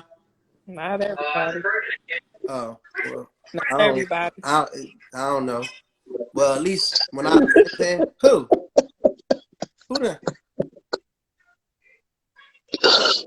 who did You said what? That's a whole nother situation. That's so that is another in the story. Oh, Huh? so it wasn't everybody. All right, so for the most part, it was, you know what I'm saying, it was everybody, you know, and patched it up. And like we in a much better, you know, space. And everybody learned the lesson from that. Like everybody knows, like, you know what I mean, it's boundaries in terms of, you know what I mean, how much input and all that we put other people into our marriage, into our relationship or whatever. You know what I mean? And that's, you know, that's what it that's what it should be. Like, you gotta have boundaries with what you say, and you gotta know who you saying it to and all of that. You know what I mean? Because, you know, at the end of the day, like, y'all the only two that can work your way through this. You know what I'm saying? Y'all need support, but you need to be able to work it through. And you also need that girlfriend that's gonna pull up without a doubt. That's a fact. And I'm coming. That's a fact. You fuck with that when you fuck with me. Listen, I ain't mad. You know, it is what it is. It is what it is. Yeah. You know what I mean? Hey, ain't no guns on you pulling up for me? Right. I mean, you know I just feel like you got my I'm back. pulling up, bro. Huh? You already know. Oh, all right. You already know. Yeah. You gotta have that homie that come through for y'all you. better pull up correct. I'll sit no guns Because on we down. coming deep. We ain't doing that. You already Hey, listen, you know. we thought it was about Like to be niggas on. in the night. And man, we thought it was about to be on. I said, damn, and you know. Listen, It was about to be on. Guns blazing, you know what I mean? It was. It was about to go down. Yeah, so Hey, yo, I respect y'all though for the transparency. This is all that, and I think you know, a lot of people, I, I won't say scared, but a lot of people don't got the courage to, you know, to do this what y'all doing, man. And it's definitely, you know, gonna help a whole lot of people out. There's people listening right now, going through the same shit and worse, you know? Yeah. So, you know, y'all got my, of course, y'all know, you know, we family. So y'all got my support with this job, man. This is big. Mm. This is big. Yes. And while you on the line too, Yeah. you know what I mean? Cause you had I chimed. keep them conversations to yourself. Nah, I'm messing with you, bro. Here we go. No, no, no, no. No, no, no, Exactly. no, no. No, I'm talking about some early. No, that's the other thing. I'm not trying to put nobody else's shit on blast. Like that's up to you. You know what I mean? I'm not that guy. But no, I was gonna say about that situation with the guy that had you know what I mean, I know we kind of switching the tone of the conversation just a pinch, but with the guy that was on that live or whatever, you know what I mean? And just not having support, you know what I mean? And I know, you know, just what you do, you do a lot of advocacy in the homes and households, you know what I mean, throughout the city of Philadelphia, you know what I mean, in support of, you know, gun violence, you know what I'm saying? Well, not in support of gun violence, but in support of, you know, building back our community, and just bringing awareness about the gun violence that's going on. Clearly, you know, it starts at home, you know what I mean? So we definitely have communities with broken families, you know what I'm saying? Right. Just kind of like, I don't know, just shed some light on how you feel about like I don't know, just The guy, the whole broken households, like not having the two parents or whatever the case may be. Like, you know what I mean? I don't know. it's a lot of different elements to the broken home, Mm. you know, and right now in this current era, we are really, you know, this is the first time probably in history that we've seen this many step families, you know? Mm. That's a whole nother entity mentally that we don't touch up on often, you know. Salute to all the step mothers and fathers on his live. Mm-hmm. You actually going into a family, you know, and a lot of times you're going into a family that, you know, you've courted the man or the woman already, but now you got to gain trust with the mother. Mm. You know, you got to make sure her brothers and sisters trust you around their niece and nephews, and you know, last but definitely not least, the most important, you know, that person's children. Mm. You know what I'm saying? That's huge. As far as the brother that and I watched that, man. That was, and I purposely didn't, you know, post that. I wanted to, but I was like, this is deep, Yeah, you know. it 'Cause was. I ain't no psychologist or a psychiatrist, so you know, to post something like that and not have something heavy to follow up with, you know what I'm saying? But my personal, you know, stories that I ain't, you know, there where you and Cherie had yet. You know what I'm saying? That was heavy, Yeah. and there's not too many men that can honestly say, and I can't speak for all the brothers, but I know males for that matter, you know, went through, if not that, but something similar. Mm-hmm. You know, blessings to the ones that never had to go through that, but you know, we all been pushed there where it's like, yo, and it might not even be to that capacity where you're gonna murder somebody or yourself, but you know, a lot of males been pushed to the edge, and it was from a relationship. Mm. That was deep. Yeah. That was so deep to actually watch that, you know, play out like that. That shit blew my mind. Mm. But I can't sit here and tell, you know, these people on this live or y'all that, you know, that feeling isn't real. Mm-hmm. I've been there before. That shit is It's real, definitely real. real. And you know, Mm. I think more people should be open and speak so that we don't witness, you know, that atrocity that we witnessed with the brother that killed. How many people did he murder? 3. That was Two. deep. Self. Yeah, he killed himself afterwards, and said it step by step. Mm. I mean, my heart mourned for that brother, man. Cause just imagine if you know, not just speaking about it openly, but speaking to the right people, Mm-hmm. and somebody would have caught that. Mm-hmm. We in an era where domestic violence is at, all-time high. Whether it's due to the pandemic or, whatever. But it is. Domestic violence is up there. Numbers that haven't been seen before. And a lot of those situations, men felt the same way that brother did and didn't have nowhere to turn or no, no communication with nobody. Yeah. I'm glad I'm blessed to have brothers like Maul in my life where, we could just ping pong off each other with how we feel. It's a lot of brothers that don't got that. So, for everybody that's on this live, make sure your circle and your community is tight knit. Fuck all that other bullshit. You need your circle to be right. No weak links, none of that.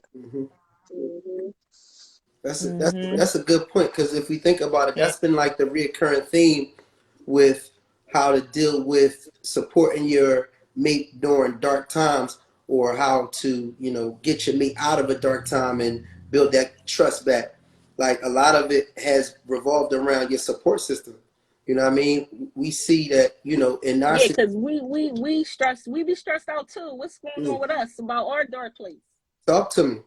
Like, because I felt like in a time where she was in her dark place, I felt myself like, damn, damn girlfriend, like I gotta talk her down a lot of stuff, which stressed me out.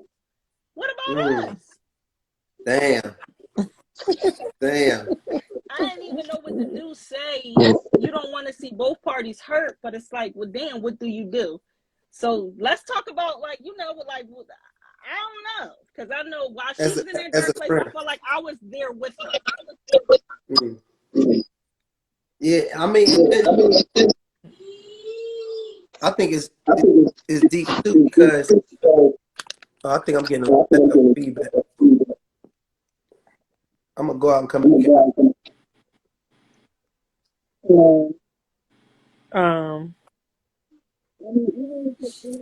I mean, even with your friends too, I feel like, again, everybody needs to just sit down, have a conversation with each other, and just clear the air and address, some overall things that just happened. Because, again, we got to that place because, at the time he was in a dark place, and then it rolled over into me. So now I'm in that dark place. And now, I go from, happy, all this other stuff like that, to now it's like every time you turn around, it's a problem. Every time you turn around, we going through something.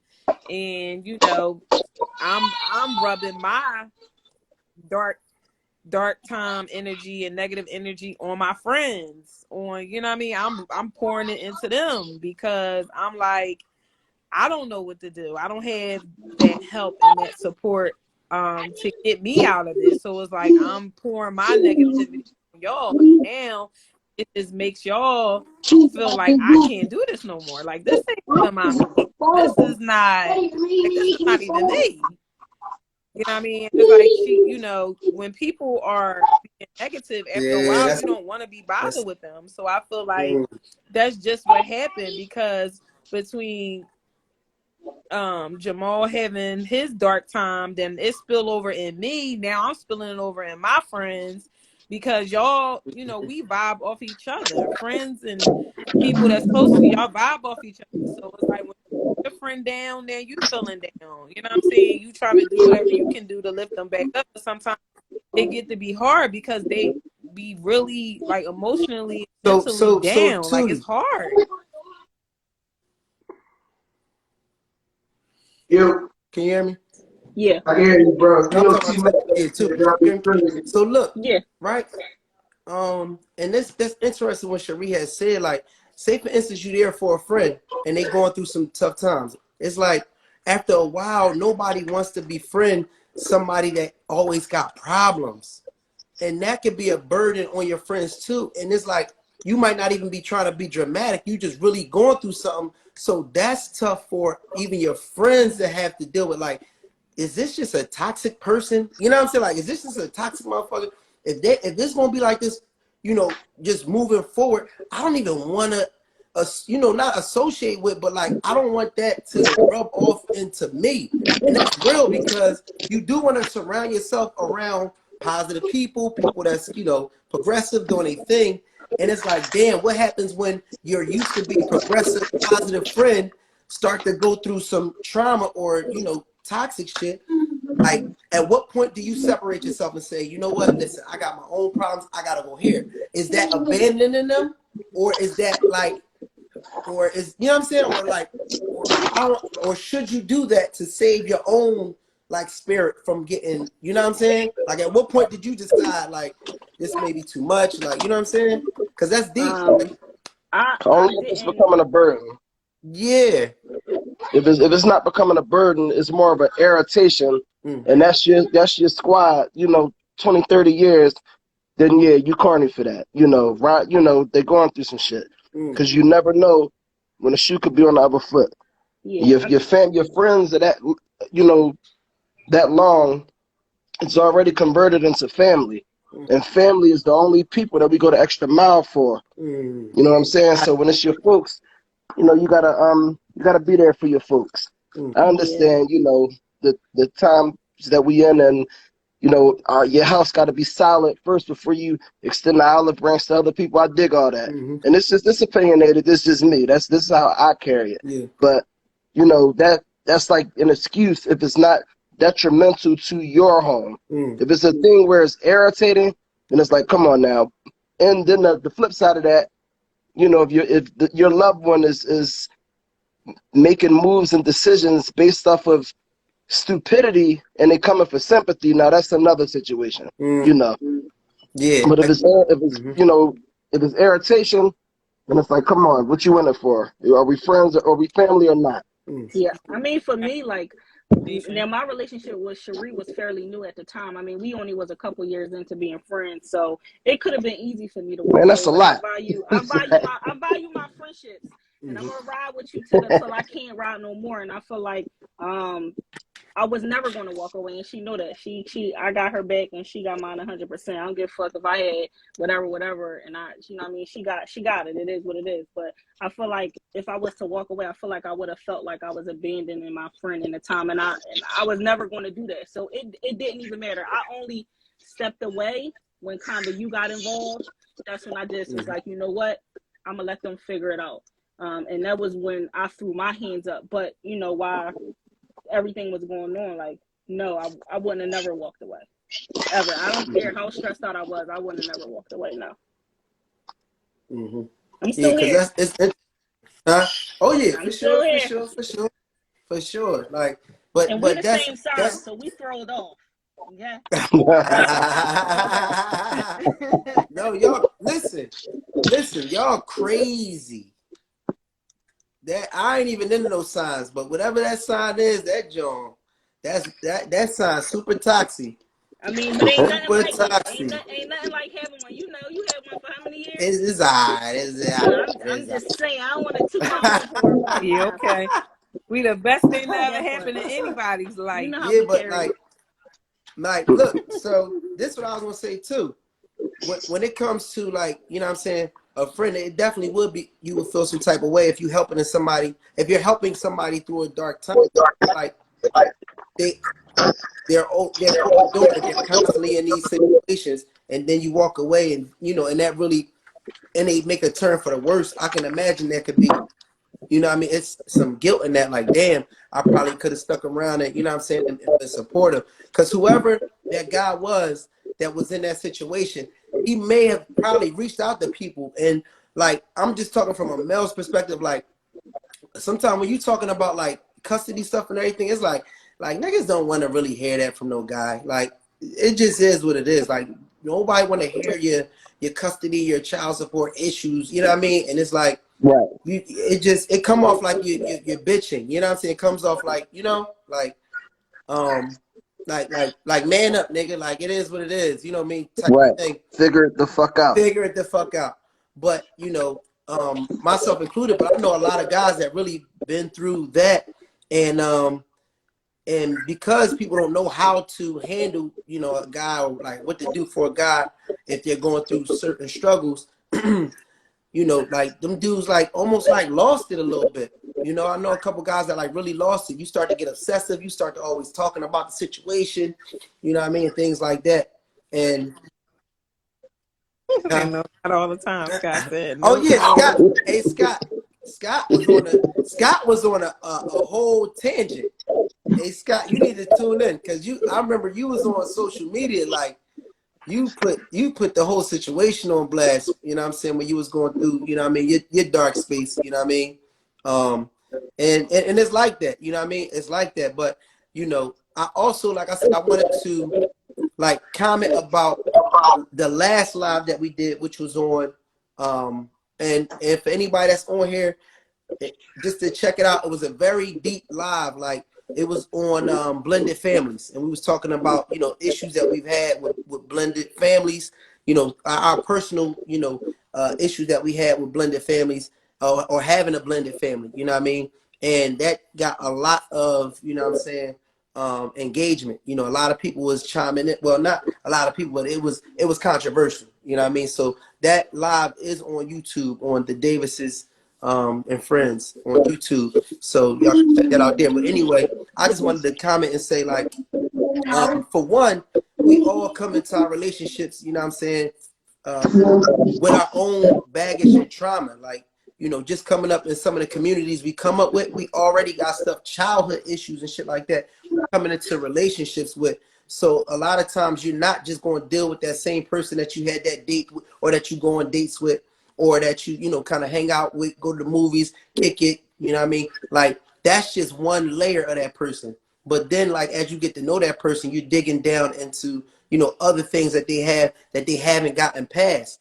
So I'm saying that to say, like, all of us is coming into these relationships, and we fighting battles from when we was younger. You know what I mean? We have traumas from when we're younger, and sometimes it's two people with traumas, you know, trying to build something.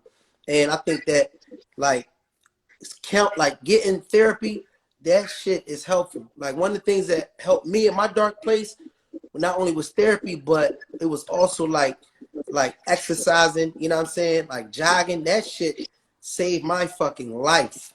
You know what I mean? Because it was like, it took a lot of stress. It wasn't even a physical thing. It was more of a mental thing. It kept my mind off of what we was going through, and it gave me a little bit of peace, you know what I'm saying? While I was still challenging myself, you know what I mean? So it helped me get past, it helped me to like last another day.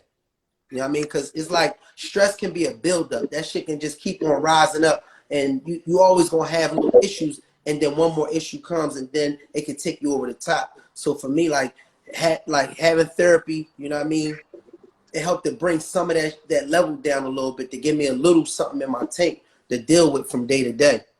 You know what I mean? So I think that, so one of our therapists, he was on here earlier, Dr. James Wadley, and he's on Instagram. I think it's Dr. James Wadley, or whatever the case may be. If there's anybody on the live that's going through some, you know, just some stressful issues within your relationship, stressful issues personally, I definitely would highly recommend, if you don't have people that you are super comfortable with, that you feel like you can trust with divulging some of your information to help you through that time, I would definitely recommend our therapist, Dr. James Wadley.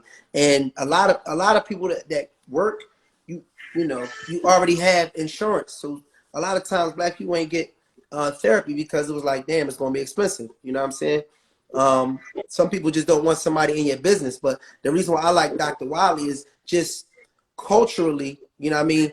He's Black, so he understands culturally certain shit that we go through, you know what I mean, with individually as Blacks, and then even, you know, in a relationship, you know what I mean? I had went to one therapist, and she happened to be Caucasian, and I'm like divulging information to her, and it just seemed like I was just helping her write her thesis.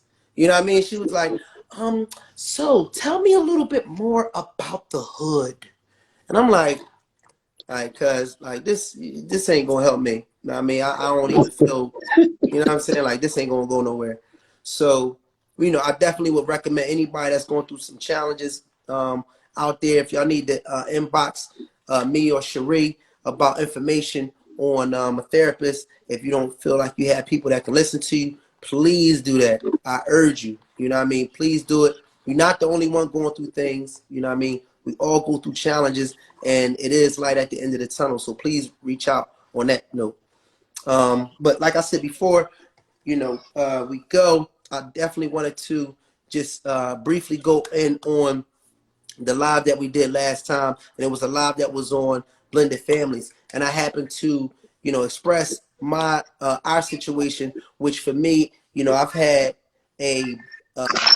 I have children outside of my wife that I don't I don't see, what I mean, that I don't get an opportunity to see. We've had on and off times I have seen them and not and whatnot, and I express my frustration and my pain with not being involved parent, and that's what I always want to be. Even if I wasn't with my dad, he was in my life for my whole life, even though him and my mother weren't together, and I know how valuable a father is. And for it to happen to me, for me not to be able to be involved in my kid's life, that's something that's always haunted me. You know what I mean? And on the last live, I shared that. And when I shared it, we put it up on YouTube. And if you go to the YouTube, the comments is crazy. So basically, people from, my ex's family, they felt some type of way about what I had expressed about my situation. You know what I mean? And so we was going back and forth pretty much in the comments, you know what I mean? And the reason why we was going back and forth is for one, is like, I'm not going to allow anybody to diminish, my motherfucking trauma. I'm not going to do that. You know what I mean? One of the comments that was made was that, I was trying to make her look bad, and, that wasn't the purpose of me expressing my trauma. You know what I mean? If somebody is going through a trauma, like, first of all, let's be real, any parent separated from their children, that's traumatic, whether it's a man or a woman. And for me to go through a trauma, when I express that, that's for me. I'm not going to ever allow anybody to diminish that. And, for you to say that somebody's trying to make somebody look bad, that was traumatic to somebody, is ridiculous. That's just like you calling out somebody that stole something from you, and somebody like, yo, chill, you trying to make them look bad. Like, no, nigga, I'm not trying to make anybody look bad. I'm telling it how it is, and I'm putting it out there, you know what I mean, to tell my story, you know what I mean? And I'm not going to be looked at as bitter, you know what I mean? And that's one of the things that people do. That was one of the comments, like, damn, him and his wife is bitter, or whatever the case may be. But what people will do is they'll try to put words out there like bitter, you know what I mean? And bitter is like one of the words that, like, most people associate with, like, somebody hating because it was like a relationship or a romantic thing and you just mad, bitter. But I don't consider a motherfucker not being able to see their kids and saying, oh, you're just bitter. You know what I mean? That's just like saying somebody got raped and they're bitter. You can't be bitter when you go through a trauma, when somebody takes something from you. You know what I mean? And, to anybody that's out there, I know a lot of times for men, we don't want to come off like we're complaining. People see Kanye, they're like, oh, that nigga tripping. But at the end of the day, you know what I mean? If you feel like for your mental health, for your spirit, for your soul, you need to express yourself about, traumas that you've been through, even just to be heard, then you do that. You know what I mean? You do that, because these days, a lot of that is happening where, we've been one-sided and not allowing, not being fair about situations. You know what I mean? So, I just wanted to say, at the end of the day, when it comes to me just expressing myself, hopefully it's people that's in here that may have been through a situation similar that can gain something out of it, you know what I'm saying, and move forward. You know what I mean? Whatever was done, and with my ex in the past, I don't want to see anything happen to her or anything of that nature at all. You know what I mean? What's done is done. However, I do want to possibly see that we can make a change as a community so it doesn't continue to happen for, fathers to be separated from their children. You know what I mean? I feel like as a community, we need to work harder to try to keep the Black family together. Even if the romantic relationship between the two isn't there, I think as a community, just like we said, with our friends and our family that help to support us if we're going through dark times in marriage, I think we need to still have that same support when it comes to, you know, the Black family in terms of children with their fathers. You know what I mean? My dad, like I said, to this day, that's my best friend. You know what I'm saying? My dad's my best friend. Come in, get haircuts. He up there, pops up there in the corner right there at the barbershop. You know what I mean? A brilliant man. You know what I mean? A brilliant man, a caring man, a loving man, and a supportive man. He's always, you know, been there from a distance. And even to this day, and I'm 41, you know what I'm saying? I still rely on my dad, and I know how important that relationship is. And we have to stress the importance of allowing our children to be with their dads. Like, it's something that is special about a dad being around. It ain't even about money. You know what I mean? My dad ain't never had a whole ton of money and nothing like that. It ain't that. His presence, you know what I mean, was at times a force field or protection, you know what I'm saying, for me. And I know that now that, you know what I'm saying, that as a father myself, you know what I mean? 41. Huh? I'm 41. I'm 41 and 0, Yeah. undefeated. Who that, Blackie Chad? What up, Chad? You know what I mean? Sound like him. But we got to do better. So women, your friends, some of y'all might even have a girlfriend or whatever the case may be that may be in a situation where, you know, she's not allowing her kid's father to see their kids or whatever the case may be. Like, let's try to get that back together. We can't condone that shit. Y'all know too, sometimes it might be, you know, they might be feeling bitter or whatever about a relationship or whatever the case may be. You know what I mean? We got to do better with that. We really do. Because these kids, they need their fathers as well as their mothers. And you don't have to be in a household, you know, for those children to benefit from that additional resource. You know what I mean? And that's what a father is. It's an additional resource for your children. So you taking away that other parent is really taking away something vital for their growth and development. You know what I mean? And that's you know, and that's on that. We gotta normalize, you know what I mean? Stop being comfortable with people not allowing their fathers, their birth fathers, to be involved in their life. It shouldn't be no excuse. It shouldn't be outside of physical abuse, you know, sexual abuse or something, you know what I mean, severe or, you know what I mean, unmoral. It shouldn't be an excuse for children not to see their father. You know what I mean? And there's a lot of good dads out here that don't get the opportunity to see their children for one reason.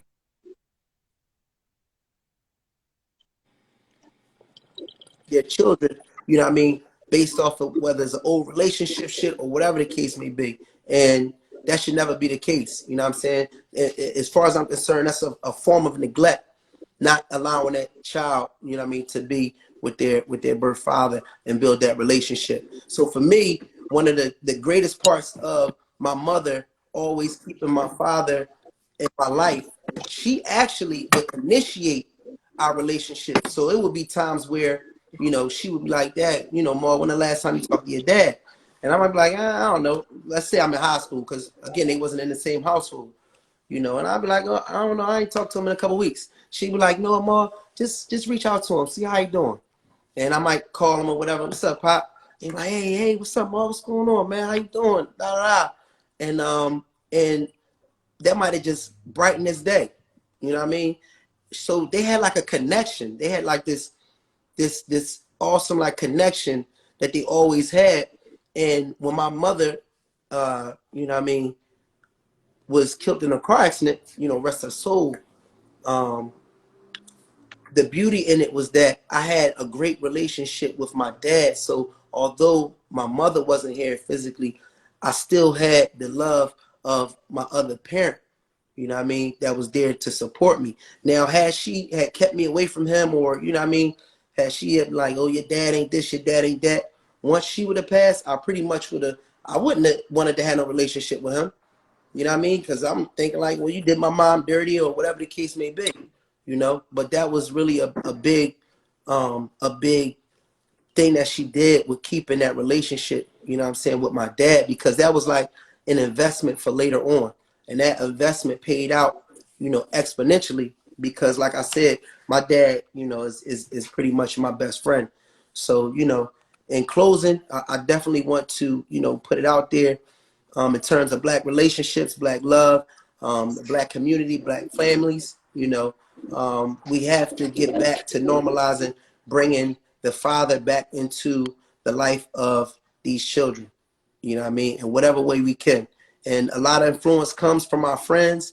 So, you know, ladies, you know what I mean, if you friend or whatever the case may be, and you kind of see, you know your friend, you know what I mean, you know how hard it is. If you see that it's something personal or bigger than just the children or whatever, if he's not beating the kids or, you know, like I said, something egregious, we gotta put those connect these fathers back with these young men and their daughters because they need the dads. Now the mom, like you said, Tootie, she called Tootie.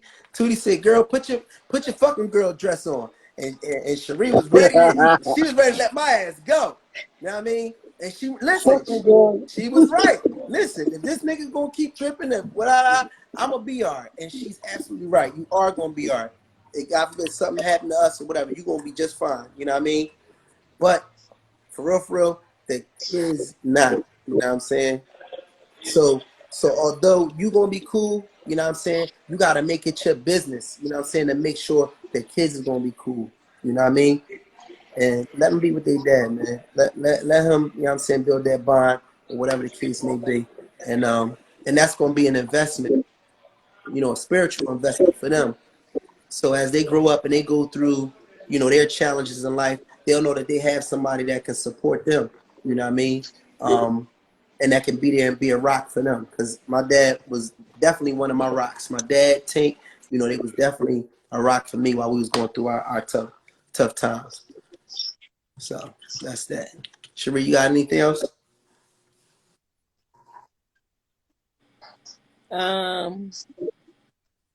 For anybody that just came on, if you missed this live, it will be posted on YouTube. That's the Davises and Friends, and also our previous lives is on there now. Actually, you can see all the previous lives we did on the different topics we had for the last couple of weeks. And also, if anybody's interested in doing the couples retreat, we still have a couple slots open. It's in Orlando, August 5th to the 8th. If you need more detailed information, you can DM me at Cherise_ Let my single ass get over LLC. Here you go. You have one friend. And you know, again, if you live, you can go check out the live on the Davises and Friends. The link is in my bio as well. And until next time, next topic, y'all. I gotta put it out there. Is makeup sex toxic? That's the next topic for next Wednesday. Absolutely not. Absolutely not. I ain't married. I'm saying no. So next Wednesday. What's next Wednesday's date? What's next Wednesday's single date? people could definitely come to the. I was gonna say, hey Scott, man, get your life right, Scott. You there? Okay. What's next month? What's next Wednesday's date? 16th. 16th. Okay, so the 16th. So listen, we normally put topics up that you can pull from. So y'all look for Cherie stories. Yeah, but we had put up a couple topics, and that was another one that everybody wanted to talk about besides these two. So the next topic will be. Single people tap in. They need to know too what's going on with us. This is gonna be a good one. That's for single couples, whatever. Toxic? We need to know. That's for everybody. The 16th. Thank you. So the 16th, Wednesday the 16th at 8 p.m. The next topic will be is makeup sex toxic. So make sure everybody tune in. And I appreciate everybody on here for watching. No guns on. Appreciate you, And it's a bro. wrap. Have my back out here in these streets. Always, Listen, bro. I'm calling on You way already from know. work, okay? Then you know I'm a trick girlfriend. I had to tap on and I'm at work. You mean? You know you run that damn place. That too. But All right, I'm gonna holler at y'all. all right. All right, y'all. All right.